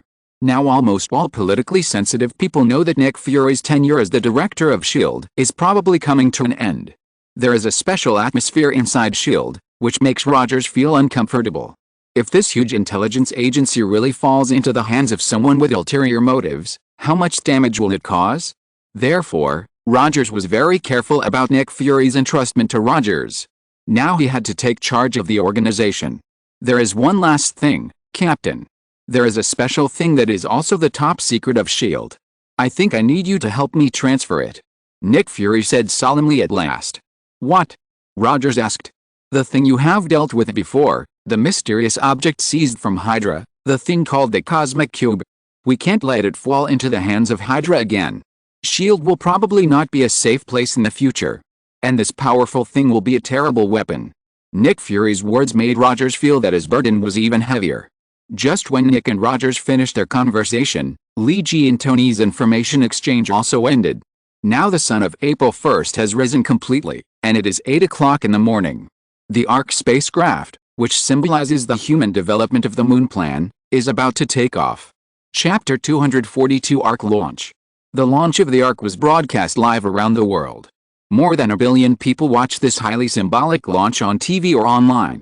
This time, mankind steps out of the Earth were more determined and resolute than any previous time. This was no longer Armstrong's one-day trip to the moon. It was the first step for Earth civilization to enter the Sea of Stars. Everyone was concerned about this launch. Originally, Tony Stark, as the initiator of this plan and the designer of the Ark, should have conducted the pre-launch ceremony and speech, but now Tony did not seem to have any intention of going to Houston. So the person who gave the special speech on the TV was temporarily replaced by an official from the Houston Space Center. Lee Ji watched the official's speech on TV absent-mindedly, a bunch of meaningless cliches. It was nothing more than all kinds of nonsense that made people feel excited. There was nothing meaningful at all. Lee Ji and Tony felt drowsy after listening. Pepper was now giving a speech in the hall of Stark Industries. Because the launch of the Ark is an important step for Stark Industries, high-level speeches to boost morale are a must. But now Tony is not in the mood to boost the company's morale today. He sat cross-legged on the floor of his office in his steel armor. Do you think everyone will be happy today? Tony said sarcastically, watching the official's speech on TV, who seemed to be full of energy. I think if Latvia hadn't prepared to launch another spacecraft at the same time, then I think the United States and the other 5 permanent members would be very happy.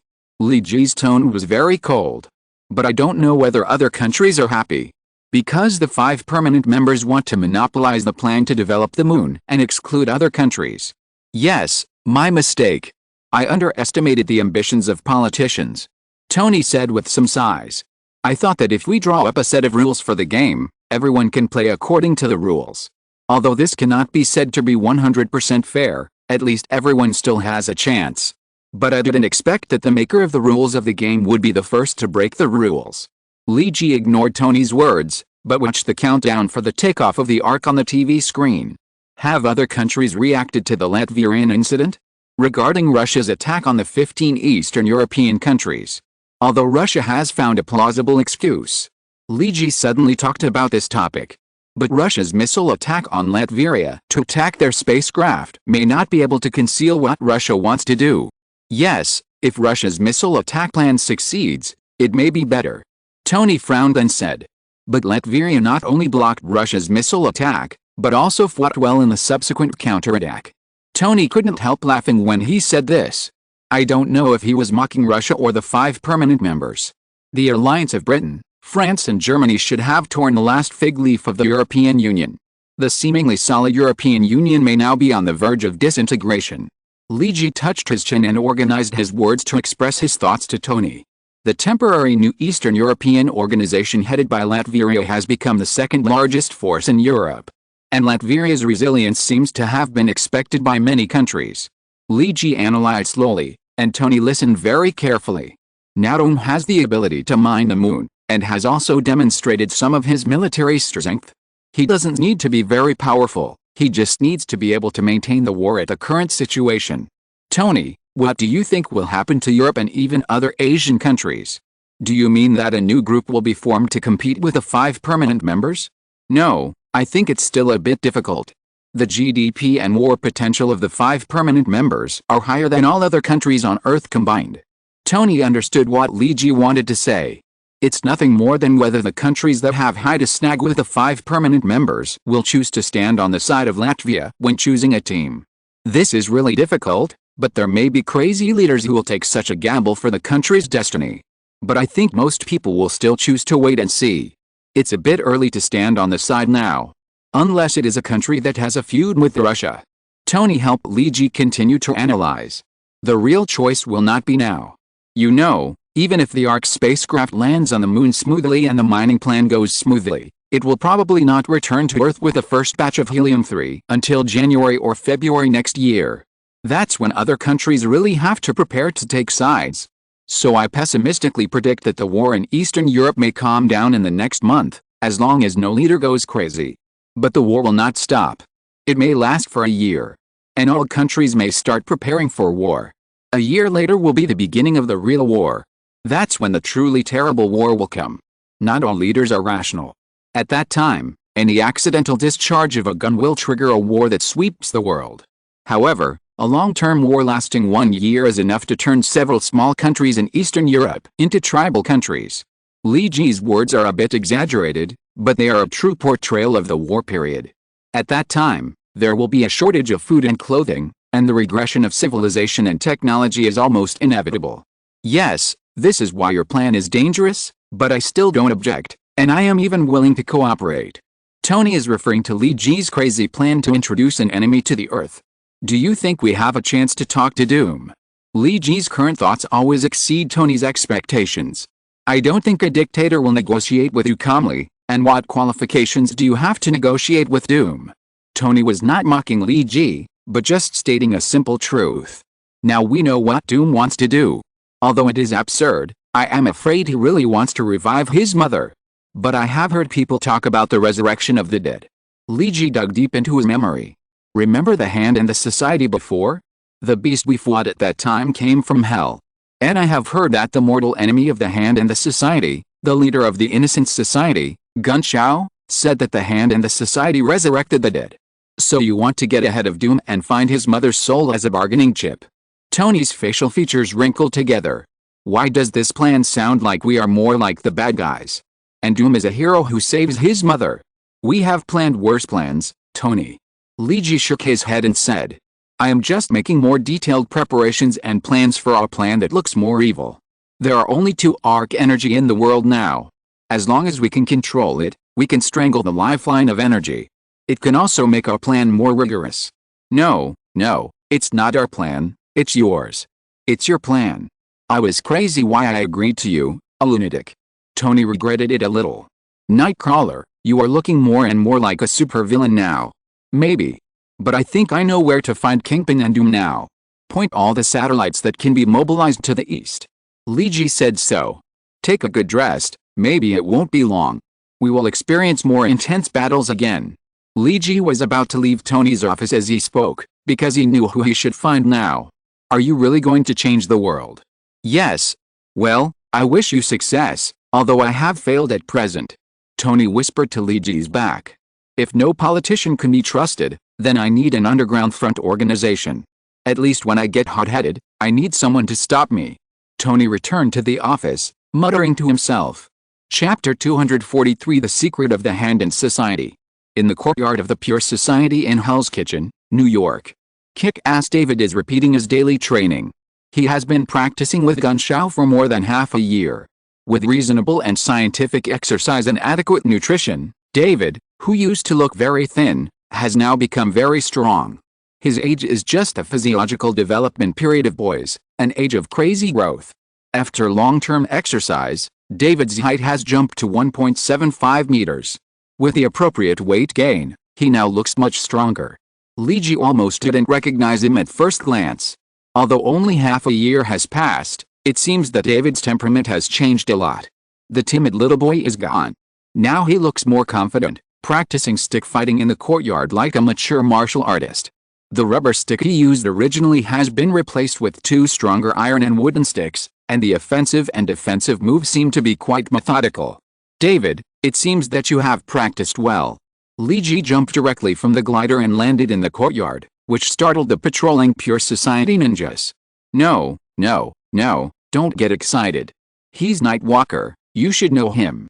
Just when those ninjas wanted to rush up to subdue Li Ji, David immediately stopped them. Okay, sorry everyone. I forgot to say hello. Li Ji waved his hand and said to the ninjas apologetically. It looks like you've made a lot of progress, David. Li Ji looked at David and said. Really? Do you really think so? It seemed that David was very surprised by what Li Ji said. But the master always said that I'm still lacking in skills. I read the comics about you, it's so cool. I also hope to be like you, fighting criminals and defending the city. The heroic dream in David's character has not faded. But the master told me that unless I can tie with Matt, I am not allowed to go out without permission. David said with some regret. But Matt is very strong. He can't see. But he is stronger than people with sharp eyes. No attack can escape his ears. Don't complain. Gunskin is right. New York City is not a very safe place now.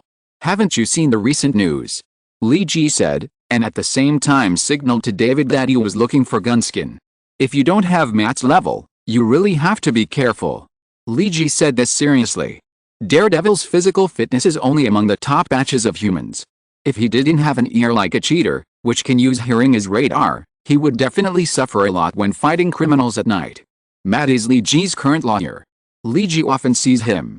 He knows that this guy has a new scar on his body recently, because it is very conspicuous, near his neck. Nightwalker, I heard you were looking for me. The place where he met Gunskin was the Japanese-style room where he first met him. It seems that Gunskin likes this house very much? Yes, thank you for the tea. Li Ji started with a polite tone. I heard that you have done a lot of big things recently, and last night I heard that you also participated in the suppression and arrest of the prison riot in the suburbs of New York. Gunskin drank tea and was casually polite. Yes, but those things are not worth mentioning. I came here today to ask you something important. Li Ji didn't intend to keep being polite with Gunskin, so he just got straight to the point. What do you want to know? Gunskin savored the tea in front of him carefully. David knelt quietly beside him. About how the Hand in Harmony Society resurrects the dead. Li Ji directly said what he wanted to know. You once said that it was because the Hand in Harmony Society broke the cycle of life and death that it touched many people to judge the Hand in Harmony Society and established a current pure innocence society. I want to know how the Hand in Harmony Society pulls the dead back to the world. How do they do it? Li Ji's words surprised David. Although he was also a direct disciple of Gunskin, David had been a disciple for too short a time. There was still a lot of time that Gunskin had not told him. Gunskin stopped drinking tea, hesitating for a long time with a tea bowl in both hands. This is a taboo technique. I don't think it's a good idea to tell you. The balance of life and death is not a good thing for the real world. It seems that Gunskin didn't want to say it. Please, this is very important. It's not that I want to resurrect anyone, but there is a crazy person who is preparing to do so. Li Ji roughly told him about Kingpin and Doom. Gunskin has been thinking, and Li Ji can only wait quietly in his position. He didn't speak until the tea in Gunskin's tea bowl was cold. He sighed and said, David, you go down first. No one is allowed to approach this room. Li Ji knew that Gunskin was going to say something useful. Although David also wanted to hear these things, this was a secret about the resurrection of the dead, which would arouse the curiosity of ordinary people. But since Gunskin had spoken, David had to leave. He didn't speak until Gunskin was sure that there was no one else around. Since the last battle between the Hand and the Society, I believe you, Nightwalker, also understand that there are many strange things in this world. Li Ji echoed in agreement. The secret techniques of the Hand and the Society were inherited from the Kogan ninja. And the earliest they obtained all these secret techniques was during the earlier Heian period in the East. Abe Hiroaki, the great onmyoji of the Heian period, may be the most powerful onmyoji in the history of the East. The onmyoji's magic power and main ability is to control ghosts and monsters. From a Western point of view, it is to drive away demons. The enigmatic not only drives away ghosts and monsters, but also eliminates the ghosts and monsters wandering in the world. The East was a country where ghosts and monsters were rampant in the early days. At that time, enigmatists were important officials. Abe Haruaki was the best among them. When his magic power reached its peak, he once asked the king of East to eliminate the ghosts and monsters used in East. After years of searching, he found the source of the East ghosts and monsters. It was a terrible deep hole, and the other end of the hole was the intersection connecting to hell. All ghosts enter the East through this entrance. Leiji already vaguely knew what the biggest secret of the Hand and the Society was. As many stories say, Abe Haruaki summoned many other enigmatic to seal the entrance to this hell. Over the past few hundred years, the number of Oriental ghosts has begun to decrease significantly. Abe Haruaki and his followers once swore a blood oath that they would never reveal the secret of this cave to others, but there is no such thing as an impenetrable wall in this world. Secrets will always be known to others one day. If you're listening to this novel on a channel other than Fanfic World, it means they downloaded and uploaded it without effort. We cordially invite you to visit our channel, Mundo Fanfic Novelis. There you'll find the original version of this story, and you can explore many other novels of various genres. We're waiting for you to immerse yourself in a world of incredible novels. Chapter 244: The Secret of the Hand and Society. With a change of political power in Japan, the power of the monarch was hollowed out by the shogun. Japan entered the shogunate era. The enigmatists of Abe Haruaki's clan, who had served the monarch for generations, were deprived of their rights. Abe Haruaki's descendants and disciples began to travel around Japan and became worshippers of the shogun and daimyo. The secret techniques of enigmatic, which were originally kept secret and only dedicated to the royal family, began to spread among the people in Japan. The old man with a stick drank the cold tea in one gulp. It has been nearly 1,000 years since the East ended its rule by the monarch and entered the shogunate era, in which the generals exercised state power. And every change of regime was a melee. During this long period of time, the yin-yang secret art written by Abe Haruaki for his descendants was also lost in the subsequent war. There are many strange abilities in ninjutsu that are variants of yin-yang. In chaotic times, those with capabilities are always the guests of those in power. This also promoted the exchange and learning of various power systems. The ninjas of Koga accidentally obtained the yin-yang art passed down by Abe Haruaki. Through evolution and change, as well as the replacement of props, many special spells that were originally only used by yin-yang masters have been turned into secret arts that ninjas can also use.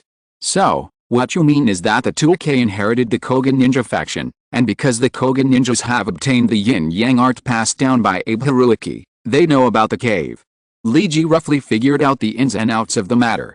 Yes, originally Abe Haruaki marked the entrance to hell in the secret technique to remind future generations not to forget this huge threat. Originally, he hoped that his descendants would be able to rely on the method passed down by Abe Haruaki to reinforce his seal every 100 years. The old man with the stick had a sense of calling and teasing. Abe Haruaki's idea was originally good, but the world changes too fast. Many times plans cannot keep up with changes. The ninjas of Koga once kept this secret strictly until their castle was conquered by a daimyo who became the sixth demon king in Eastern history. The remnants joined the 2K and wanted to integrate forces to avenge that daimyo. Their original intention and the beliefs of the 2K have all changed. They found the cave, and relying on the special yin-yang technique passed down by Abe Haruaki, they recaptured a monster from hell. I believe you know what it is. The monster from hell that the old man with the stick was talking about. Leiji could imagine it with his big toe. It's the beast, right?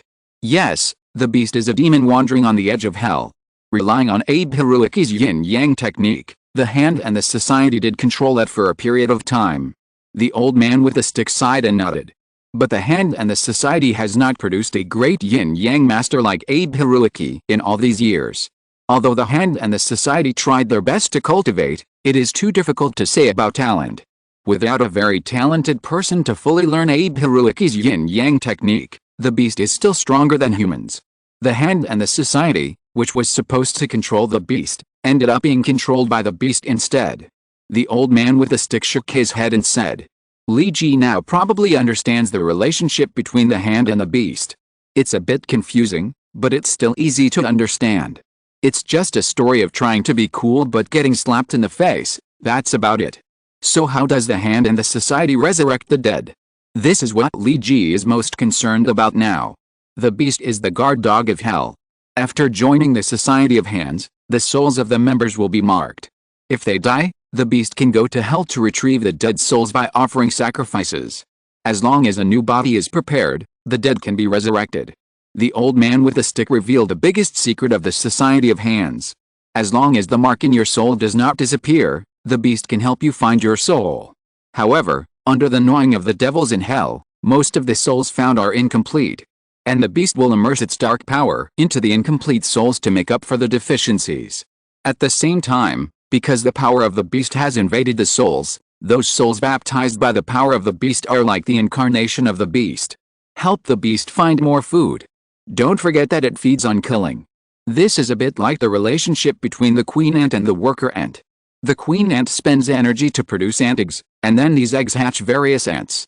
They work hard and then feed back to the queen ant, forming a complete ecological chain. But there is a problem now, stick. Li Ji found that there was another problem in what the stick old man said, a big problem for Doom. The beast is dead now, and I'm afraid that the soul of the mother that Doom, the king of Latveria, wants to revive, does not have the mark of the hand and the society. How is he going to revive his mother? Li Ji felt that this was Doom's biggest problem. He might know the secret of the hand and the society to revive the dead. But how can he revive his mother? You know, his mother may have been dead for decades. Is the soul still there? And how to go to hell to find it? There is another way, a very scary way. The stick old man's usually calm face showed a trace of fear. Make a deal with the devil. An equal exchange. Use other souls as bargaining chips to replace the souls of the dead to suffer in hell. The stick old man remembered some secret books he had read in the Pure Society. The Hand and Peace Society once wanted to do this. In order to avenge the Sixth Heaven Demon King, they once thought about reviving some powerful people in the history of the East. But basically they all failed. This method requires a huge price. Gun Shao continued to speak, but his words made Li Ji shudder. The so-called equivalent exchange of the devil is based on the laws of the devil. Because the devil of hell is one of the rules of heaven and earth, the words he speaks are a kind of law. Only a person as strong as him or stronger than him can break his law. If the devil thinks that this person's soul is worth 1 million other ordinary people's souls, then you can't exchange back the soul you want without paying the price of 1 million ordinary people's souls. Li Ji felt a sense of hair standing up after hearing such words. So, this is the reason why Doomu deliberately attracted the war. Li Ji now has the greatest malice to guess what Doomu did. If it is true, then Li Ji really can't evaluate what Doomu did. As the old Chinese saying goes, one general's success is the result of the sacrifice of thousands of people. And Doom dared to drag the whole of Eastern Europe into the war in order to resurrect his mother. Everything was Doom's plan. I'm afraid that the souls of those who died in the war will be Doom's bargaining chips. Although Li Ji still doesn't know how Doom collected souls. But for the first time, Li Ji felt that this guy was a bit difficult to deal with, using European countries as pawns and even stirring up world turmoil. Maybe he should add a few more safety bolts to his plan? But for such a crazy person, a guy who can use the lives of millions of people as bargaining chips, is there anything in the world that can restrain him? If they want to negotiate with the devil, I'm afraid they need to go to hell. The old man with the stick continued. And going to hell requires a guide. What guide? Ghost Rider. Chapter 245, Redeem the War God Atlas. If you need the help of the Innocent Society, please ask Nightwalker. Stopping the evil plan of the Hand has always been the purpose of the Innocent Society. When Li Ji was about to leave, the old man with the stick said, "If it is really possible, I think we should find a way to control the Hand again. Not just destroy it." Li Ji thanked the old man with the stick for the tea he had today. The Innocent Society has been fighting the Hand for so many years, and I'm afraid they have lost quite a lot of manpower. Li Ji's words hit the old man with the stick's pain point. The ninjas of the Hand can be resurrected almost without restrictions. They are human beings. But in fact, they are more like some mutant monsters. Their souls have been eroded by beasts. So they are fearless because they will never die, or in fact, they have already been living dead. But every ninja of the Innocent Society is a living person. Each of them has a family and parents in their lives, and the death of each person represents the destruction of a family. If Doom is really involved with a Hand, then we should take advantage of this opportunity. Not only should we solve Doom's problem, but we should also solve the Hand's problem together. Let's put the Hand back under the control of the Innocent Society. Li Ji's words moved the old man with the stick. The ultimate goal of the Innocence Society over the years has been to reunite the hand and put the organization on the right track. I will unite with some other forces to launch this action together. This may be the best opportunity for the Innocence Society. Li Ji did not say which organizations he could contact.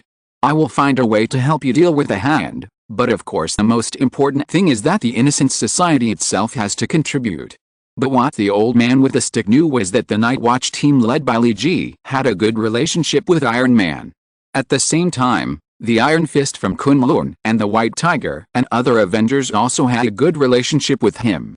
In addition, the Nightwalker seemed to have an unclear relationship with the Supreme Sorcerer.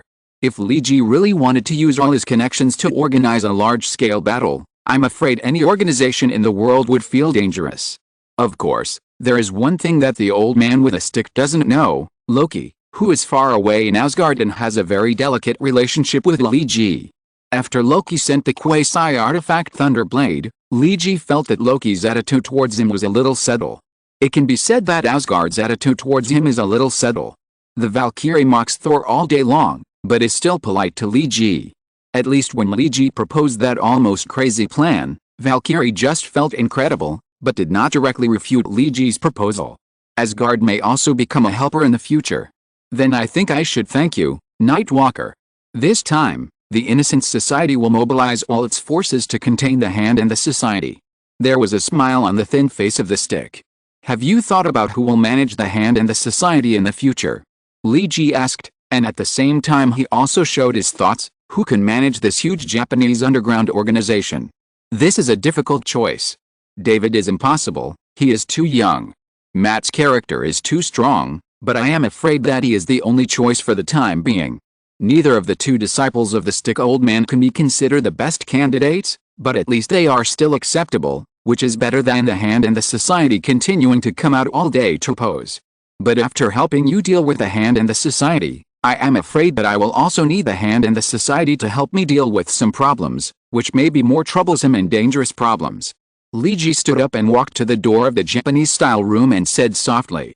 His tone of speech was very slow, but the stick old man's expression became more and more serious.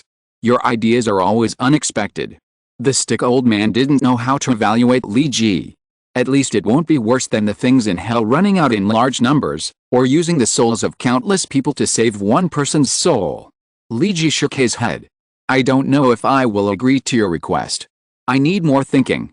But I will stick to the creed of confidentiality. The stick old man's words were very firm. As a man who has seen many wars, and even experienced the war that is said to summarize all wars, the old man understands Li Ji's thoughts. At this moment, he suddenly felt that he admired Nightwalker a little. Your actions may cause many people to misunderstand, but anyone who knows you will understand that you are a true hero. I hope so. Li Ji did not explain too much. Where are you going now? I'm going to find a ghost rider. The guide of hell needs a ghost rider. Li Ji has seen one ghost rider before, that is, Kambu from the east. It seems that he is controlled by the hand and the society. This also makes Li Ji curious about the ghost rider. In the movies he watched in his previous life, Li Ji always thought that there were only two ghost riders.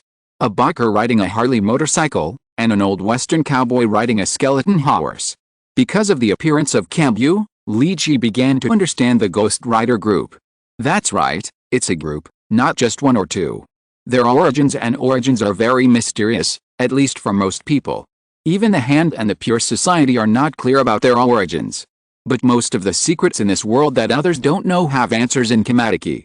The lineage of the Supreme Sorcerer has been passed down for thousands of years, and countless great prophets and great powers have left their knowledge here.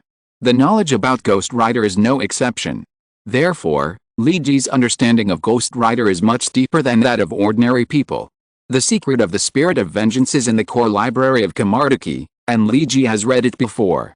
Now it is not difficult for Li Ji to find a Ghost Rider, because he knows that there is a powerful Ghost Rider in the United States, which is the protagonist of the movie he watched in his previous life. But after finding the Ghost Rider, how to deal with him and let him agree to take the risk to go to hell with him is the real trouble.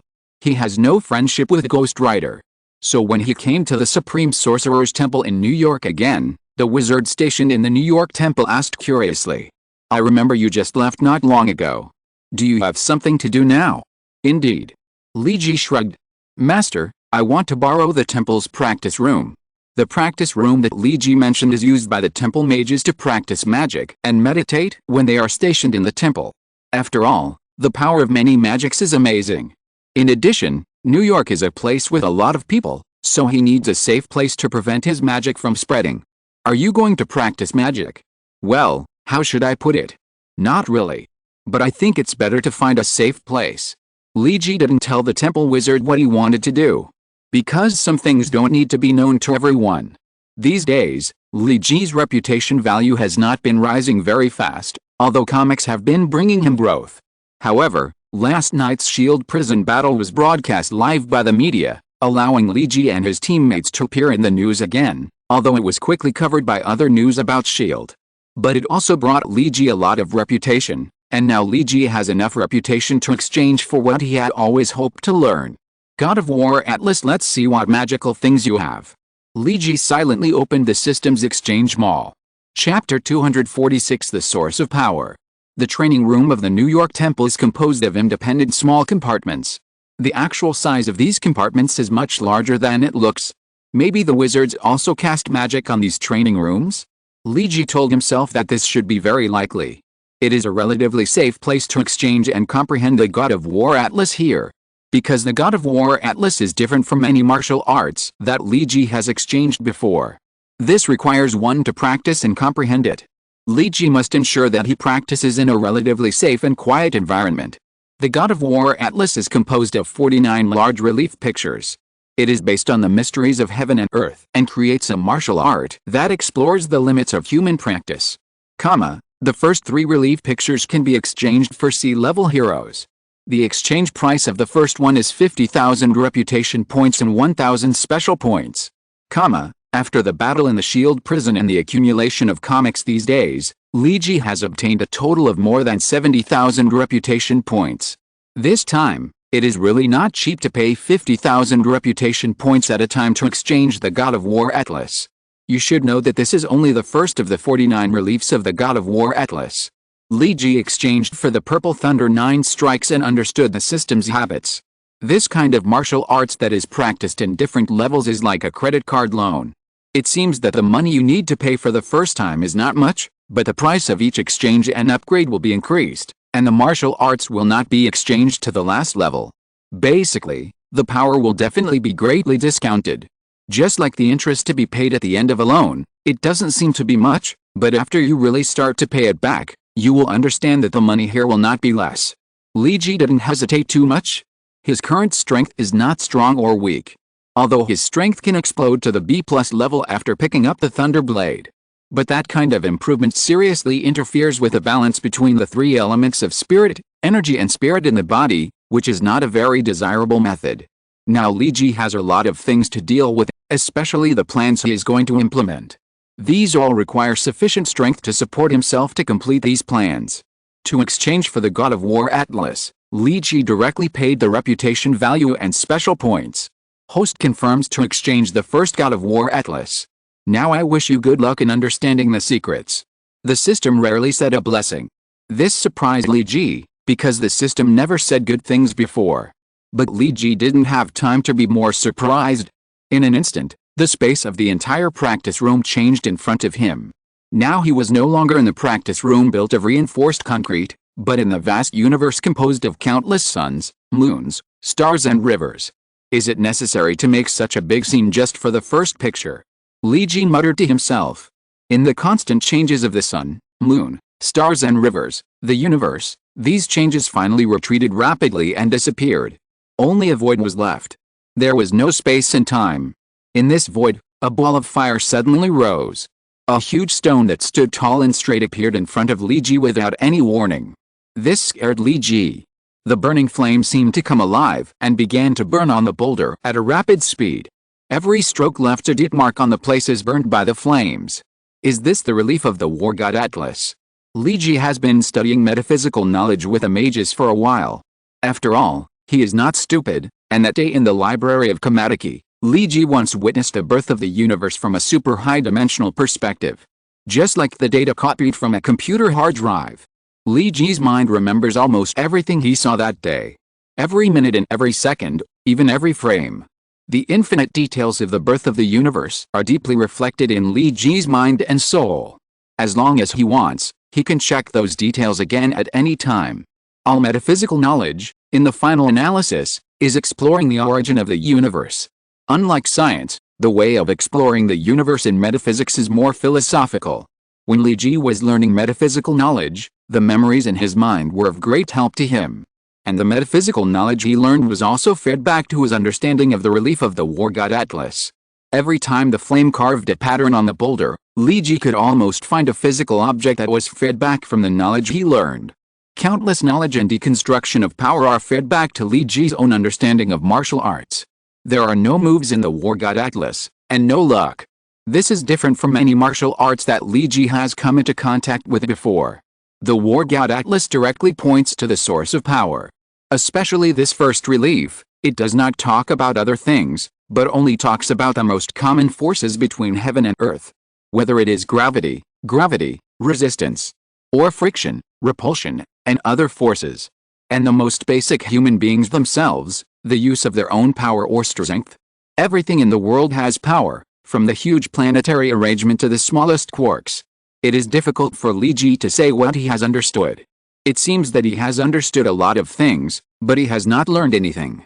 But he knows that he needs to stare and record all the carvings in front of him in his mind. This is a mysterious experience. Li Ji's eyes are like a camera, constantly engraving the records in his mind. The first relief carving of the war god Atlas is over. But Li Ji feels that the content is not over. It seems that this should only be a part of the force. Li Ji sent his question to the system. He did not expect the system to answer. However, the system seemed to be in a good mood today, and it was kind enough to answer Li Ji's question. The first to third reliefs of the war god Atlas are the general outline of mechanics. It records the use of all forces in the world. Based on the power of all things, it is expanded into the power that warriors can practice. The host needs to understand what this power is. Li Ji's inference seems to be correct. The content of the first chapter is only 1/3 of the entire general outline. The war god Atlas does not involve the specific use of power. How to turn it into your own tool after learning the principle is Li Ji's own problem. The system is not responsible for solving it. When Li Ji left the practice room of the New York temple, it was already 6 hours later. He had been thinking and meditating on everything he had realized. This is really a mysterious experience, Li Ji said silently. Although it did not directly improve his strength, Li Ji felt that he was inexplicably much stronger. It's not simply about gaining powerful offensive or defensive martial arts, but about gaining a special understanding of the source of power. Chapter 247 Removal. Washington, D.C., USA. The weather in Washington, D.C. in April has begun to warm up, and the green of broad-leaved and coniferous trees has become increasingly lush, no longer withering in winter. Carlson has completed all the arrest operations in Washington, D.C. He has heard everything that happened in the New York Shield. This makes the old agent a little upset. Because he is now in Washington, he has heard some news circulating in other departments. The content of the news is very bad, about dealing with Nick Fury's dereliction of duty. The Security Council usually acts slowly. That group of slow old guys, they never act quickly on things that really need to be urgent. But once it comes to power struggles and regime changes, their reactions are as sharp as cheetahs. Politically, this group of people is like a group of venomous snakes. When the prey is not on their hunting range, they don't move. Quiet like a broken straw rope. But as long as the prey approaches, they will insert their fangs into the body of the prey with lightning speed, kill the prey and swallow it. It is said that before 6 o'clock in the morning, the members of the Security Council had already started an emergency meeting and consultation. The person who convened the meeting was Mr. Dodge. New York State Congressman Luxon had an unclear relationship with him. And if Luxon ran for the mayor of New York without his help, no one would believe it. The Viper's power must be defeated in one move, otherwise it is easy to end up with a lose-lose result. Dodge's dislike for Nick Fury is very obvious, and the struggle for political rights has never been warm. This has nothing to do with national interests or national interests. It is purely a party interest, or to be more private, it is a fight for personal interests. None of the players in the House of Cards are simple. So after Mr. Dodge got the news about New York, he quickly convened an emergency meeting. Because only by getting everything done as quickly as possible and not giving Nick Fury time to breathe and react, Dodge can get what he wants. At the same time as the meeting was held, more news came. Especially the news about the Hydra organization, which was intercepted by him at the first time. Nick Fury's position has come to an end. In the Security Council building in Washington, Mr. Dodge had a head full of white hair and a handsome appearance. Sitting upright in a leather chair, he looked like a distinguished old gentleman. He spoke in an old-fashioned tone, perhaps because he studied at Brown University in the UK, his accent had a British flavor. This is a serious dereliction of duty. And Nick Fury did not report to the Security Council before handling this matter. This is also a handle for Nick Fury. The headquarters of S.H.I.E.L.D. has fallen, hundreds of agents have died, and dozens of people are missing. The aircraft carrier was attacked and the opponent has not been left behind yet. Mr. Dodge's tone was slow and firm. He used superb conversation skills, his tone went from light to heavy, and his speed went from slow to fast. This step-by-step expression of the seriousness of the situation. Until now, Nick Fury has not given us a reasonable explanation. He has been in the position of director of S.H.I.E.L.D. for too long. Mr. Dodge said with a sigh. Too much power has corrupted him, and he has forgotten that this organization is not his one-man show.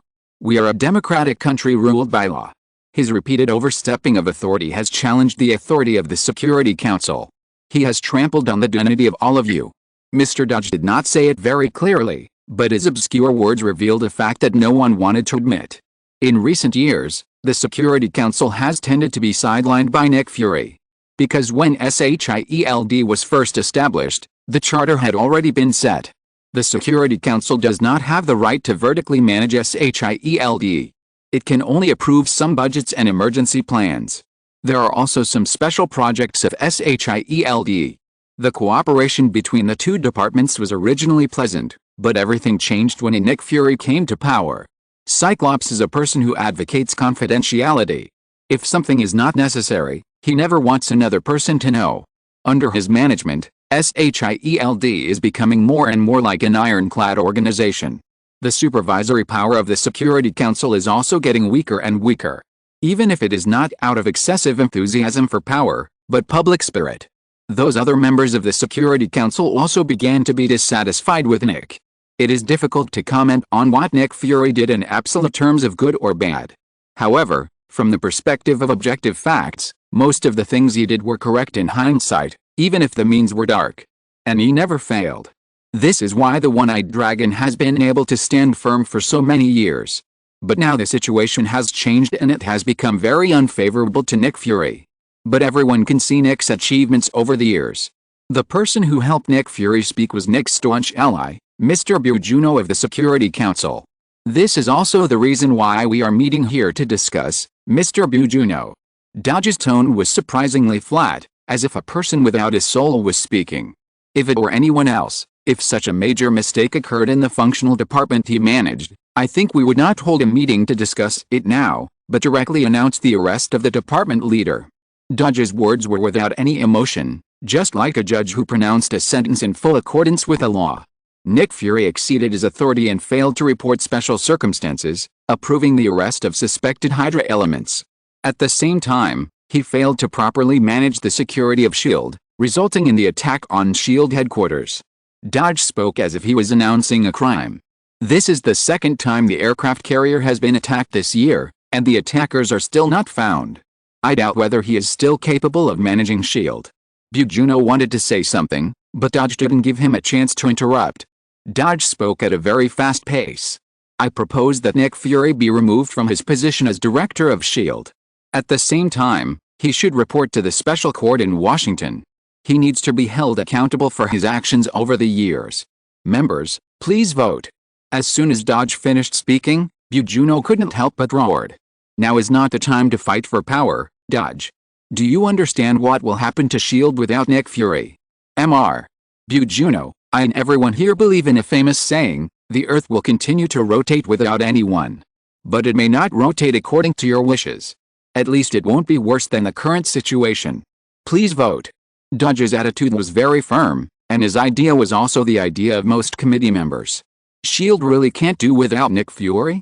Not necessarily. There are not many people in the world who can replace him. This is what most committee members think. This meeting did not convict Nick Fury, but the vote to remove him from his post and the need for him to go to Washington for a special trial are already very telling. The final voting result was that 75% of the committee members voted to remove Nick Fury from his post. It reached more than 70% of the valid votes required by the law. The bill officially came into effect, and Nick Fury, the director of S.H.I.E.L.D., was officially relieved of all his duties from April 1st and escorted to the special court in Washington. Chapter 248 Searching for a Stunt Driver. When Lee Ji learned that Nick Fury was dismissed from all his positions at SHIELD, it was already several days later. Frank told everyone about this with a serious face. "I'm afraid we won't have official protection in the future." Lee Ji knew very well that his group had caused so many things in the past year. If Frank hadn't tried to mediate with Nick Fury in the play, he would have been targeted by an organization like SHIELD long ago. Who is the new leader of SHIELD now? Lee Ji was more concerned about this question. It has not been determined yet. Commander Hill, Nick Fury's former lieutenant, will temporarily take over the position of director of SHIELD. Frank's face was a little sour.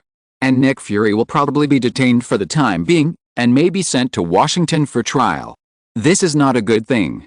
Yes, although I don't like Nick Fury.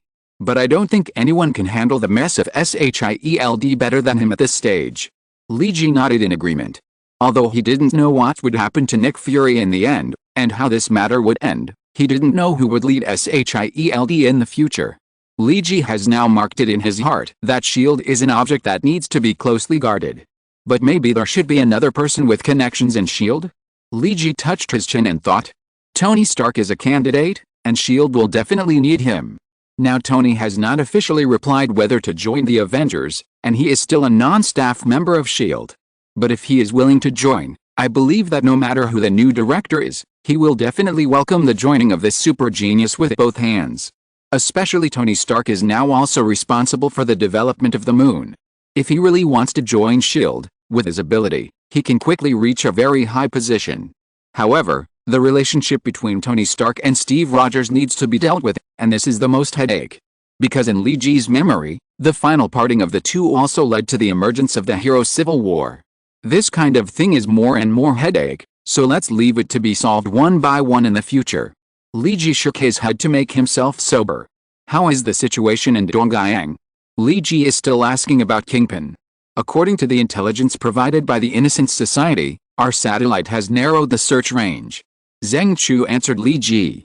He has been very busy in recent days and has not had a good rest.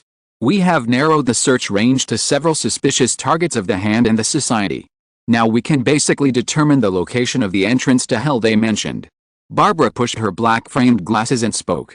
Her voice sounded very comfortable. Do you really think the rumors about the entrance to hell are true? Barbara still said with some doubt. Since joining the Night Watch, she felt that she had seen and heard too many magical things. She felt that her experience was much richer, but the sudden popping up of things about hell and souls still made her a little difficult to accept. I think it's true. We have seen a lot of strange things. Frank said on behalf of Lee Ji. Tell me where the location is now. Lee Ji asked about the location Zheng Chu found.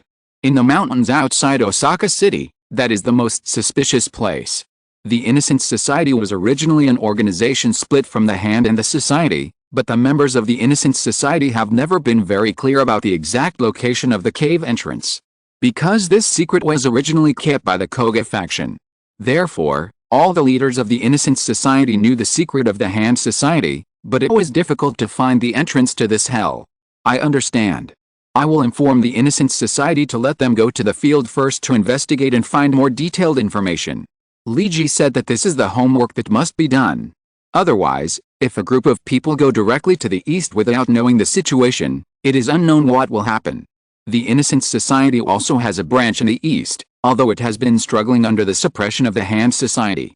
However, in the past 6 months after the death of the previous leader, Yasha Chang Gangson, the development of the Innocence Society began to rise. At present, it has a certain strength in the underground of the East. Now the war in Eastern Europe seems to have entered a stalemate stage. Both spacecraft have successfully entered the orbit of the Moon. Damon said while holding a bottle of beer in his hand. Yes, so now our plan can no longer be impatient.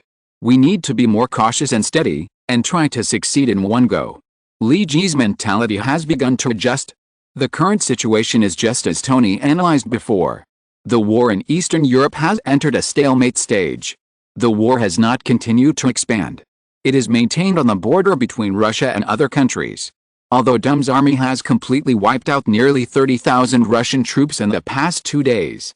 Although Russia clamored to launch a retaliatory counterattack, Latvia's war resilience in the past few days after the war began has exceeded everyone's expectations. Russia is just clamoring, but in fact it is negotiating conditions with the other 5 permanent members. You must know that Russia was used as the front line in this war. The other 5 permanent members did not want to completely tear their faces apart, so they ordered the Russians. But the cost of ordering the Russians is very high, especially after Latvia's strength exceeded expectations. The meeting where Russia requested to increase the bargaining chips will inevitably be put on the table. After all, no one is stupid, and the Russians are not all people whose brains are burned by vodka. Before the new conditions are negotiated, Russia is not expected to continue to expand the scale of the war. Well, I don't know if it's a good thing or a bad thing. Li Ji hummed. I'm afraid that the longer the war is delayed, the more time other countries will have to prepare for war, and the more terrible the outbreak will be. At least for the time being, the number of casualties will not increase. Damon's news was not sure whether it was good or bad. Yet, maybe Doom has collected enough souls? So he doesn't need to continue killing. I never think it's a good idea to make a deal with the devil. With Doom's personality, he will definitely do other backup measures. Li Ji speculated about Doom with the greatest malice. By the way, where is Mike? I saw that he didn't look very good in the past 2 days. He looks sick. He had a low fever when he woke up this morning. I let him rest. Damon answered Li Ji's question. If necessary, use our new medical equipment. Li Ji was referring to the new equipment that Harry had just sponsored recently. Hey, guys. I'm back. When Li Ji and others were discussing the problem, Peter Parker walked in from the gate of the base. In the past 2 days, he went to complete a task that Li Ji asked him to do, which was to find a special stunt driver. And now it's time for him to report his results. Chapter 249 Night Johnny. Johnny Blaze lives in a house near the sea in Los Angeles. He is a famous guy in the American stunt motorcycle performance industry. His parents, relatives and friends are all celebrities in the circle. He has lived in a world full of lubricating oil and gasoline since he was a child. He is used to the roar and roar of motorcycles. He is also used to driving a modified chariot, jumping up and flying hundreds of feet. The cheers of the audience and the countless flashing spotlights are all his life. He gained both fame and fortune in those days. At that moment, he felt that he owned the whole world. Until a few years ago, everything changed. Johnny is no longer the star who used to be on TV shows. Now he looks sloppy and unkempt. Long hair and stubble. And the hazy eyes that are always half drunk and half awake. Chivas whiskey was casually placed at his feet. He kicked it accidentally, and the bottle fell over, and the amber liquor flowed down the glass bottle mouth to the floor. The wooden floor made of pearlwood was soaked by the alcohol. Are you sure you didn't find the wrong person? In another building, Li Ji was using a head-mounted monitor with a high-power telescopic magnification effect to observe Johnny through the window. If the information you provided is correct, then the person you are looking for should be him. Peter Parker said with certainty. Is he really the Ghost Rider with his cowardly look? It is said that the Ghost Rider is very powerful. Did you and Iron Fist team up to deal with him? Li Ji felt a pain in his teeth. How did he run into another drunkard? Johnny Blaze was exactly the target that Li Ji needed to find, the guide to hell, one of the Ghost Riders. He was also the male protagonist when Li Ji watched the movie Ghost Rider in his previous life. Finding him was not a difficult thing, because Johnny was a celebrity in the United States a few years ago. His cover photos were also published on various motorcycle magazines.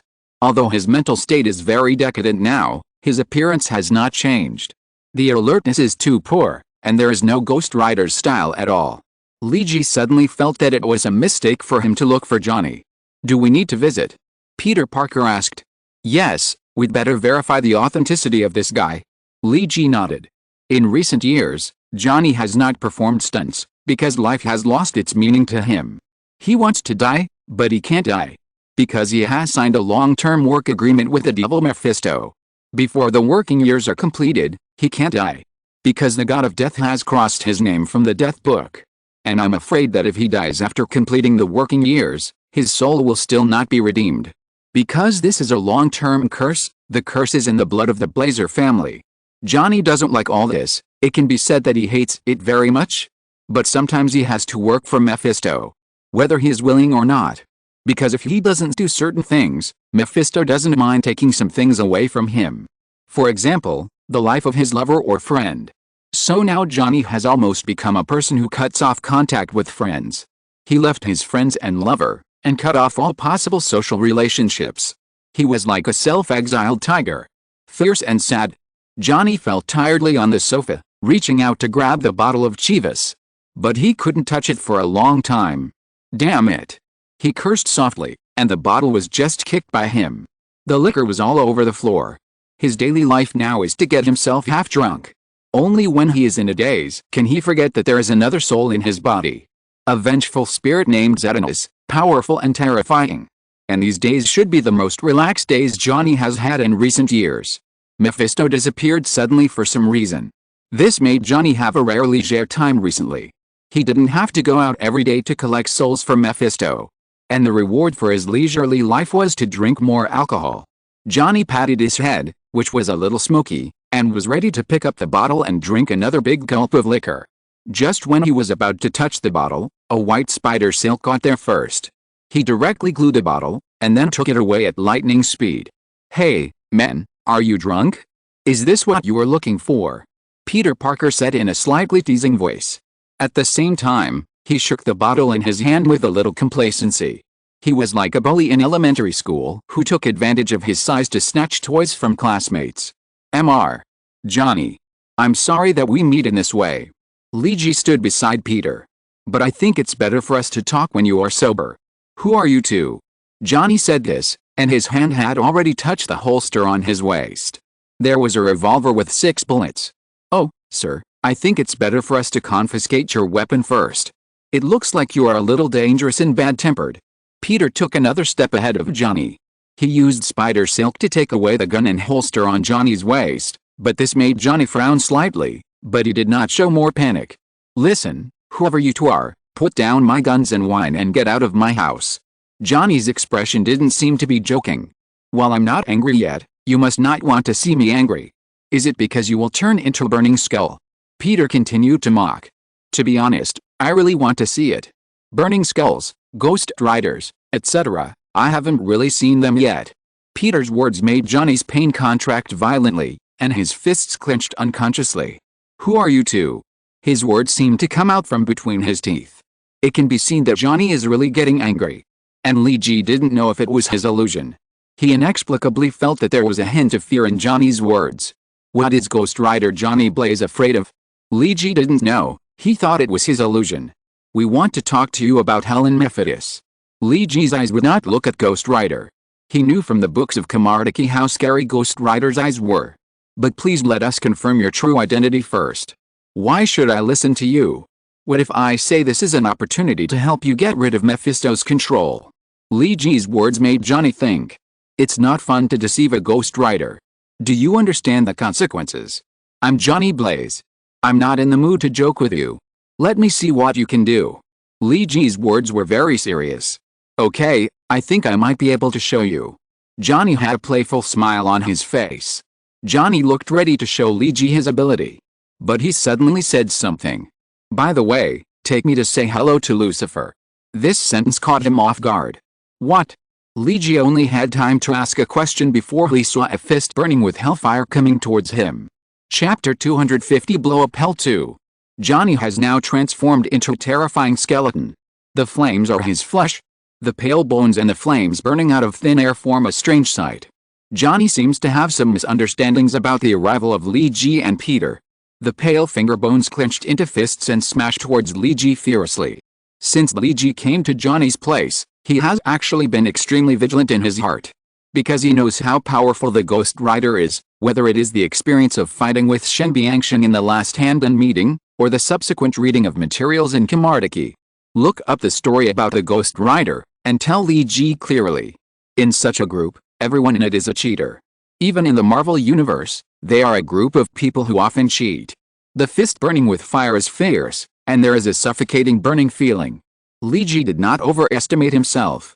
At the moment when the fist was about to hit his face, Li Ji directly took out the thunder blade from the space in his belt. This is the first time this knife has been used in actual combat. Li Ji knows very well how powerful the Ghost Rider is, and the hellfire can burn and melt most objects. Because this is not just a simple high-temperature burning, but also carries the energy of magic. The natural thing to fight against magic is also magic. The Uru alloy from the divine realm has been tempered by the fire of death. The strength of the Thunderblade is fully capable of withstanding an impact that is even more ferocious than the attack of the Ghost Rider. The long sword was unsheathed, and lightning flashed everywhere. It has been a while since Li Ji got the Thunderblade, and he has long been familiar with the characteristics of this sword. He can barely control this sword. The blue-white arc of electricity is stirring on the blade, but under Li Ji's control, it no longer overflows. The terrible energy of the thunder pool is all gathered on the blade. The originally plain gray blade is now flashing with dazzling blue light. Johnny's fist with the flames of hell hit the blade of the thunder blade fiercely. The impact of flames and lightning broke out in an instant. The red water flames and the blue-white electric light intertwined, and the crackling noise was caused by the arcs constantly devouring the flames. Unlike what Li Ji expected, he, holding the thunder blade, did not fall like he did last time against the god of war Bian Shang. Instead, Li Ji could not stand still and stood firmly on the spot. Johnny was knocked over by the powerful electric current released by the thunder blade. Johnny flew several meters backwards and then hit a decorative wall hard. The decorative wall without a reinforcing rib structure was knocked over by Johnny. The wallpaper was broken, and the wall tiles fell on Johnny, who was lying on the ground like raindrops. It looked like he was buried alive. The Ghost Rider doesn't look that strong. Peter looked at Li Ji and said uncertainly, "Well, it seems a little wrong." Li Ji felt that Johnny's strength was really not strong. Even if he was holding the thunder blade, it was considered a cheat. It greatly improved his strength. But when did the Ghost Rider become so weak? It seems that the protagonist of the movie Ghost Rider is Johnny. Among such a group of knights, Johnny Blaze should be the strongest. "I'll tie him up first."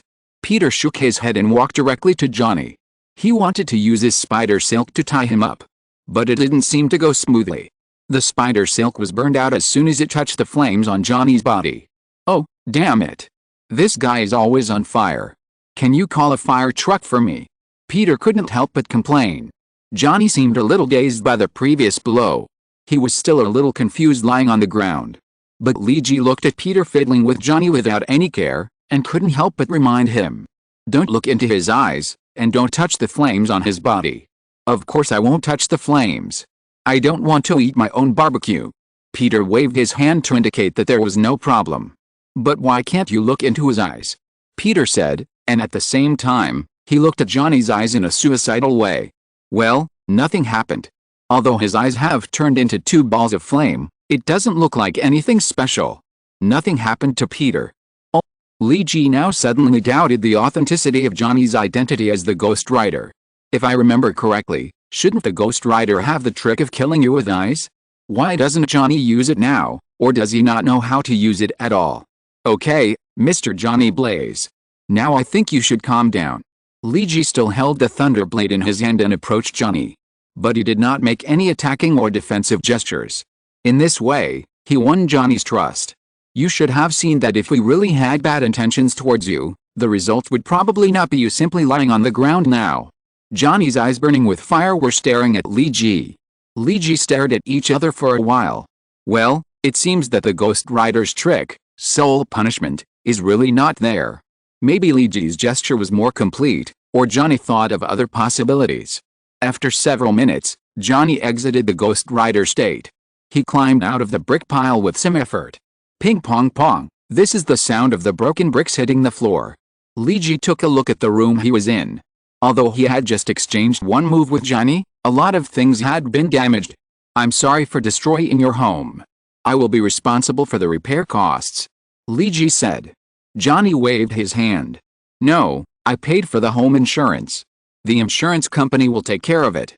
"Well, if you can convince those guys and tell them that your house was damaged accidentally."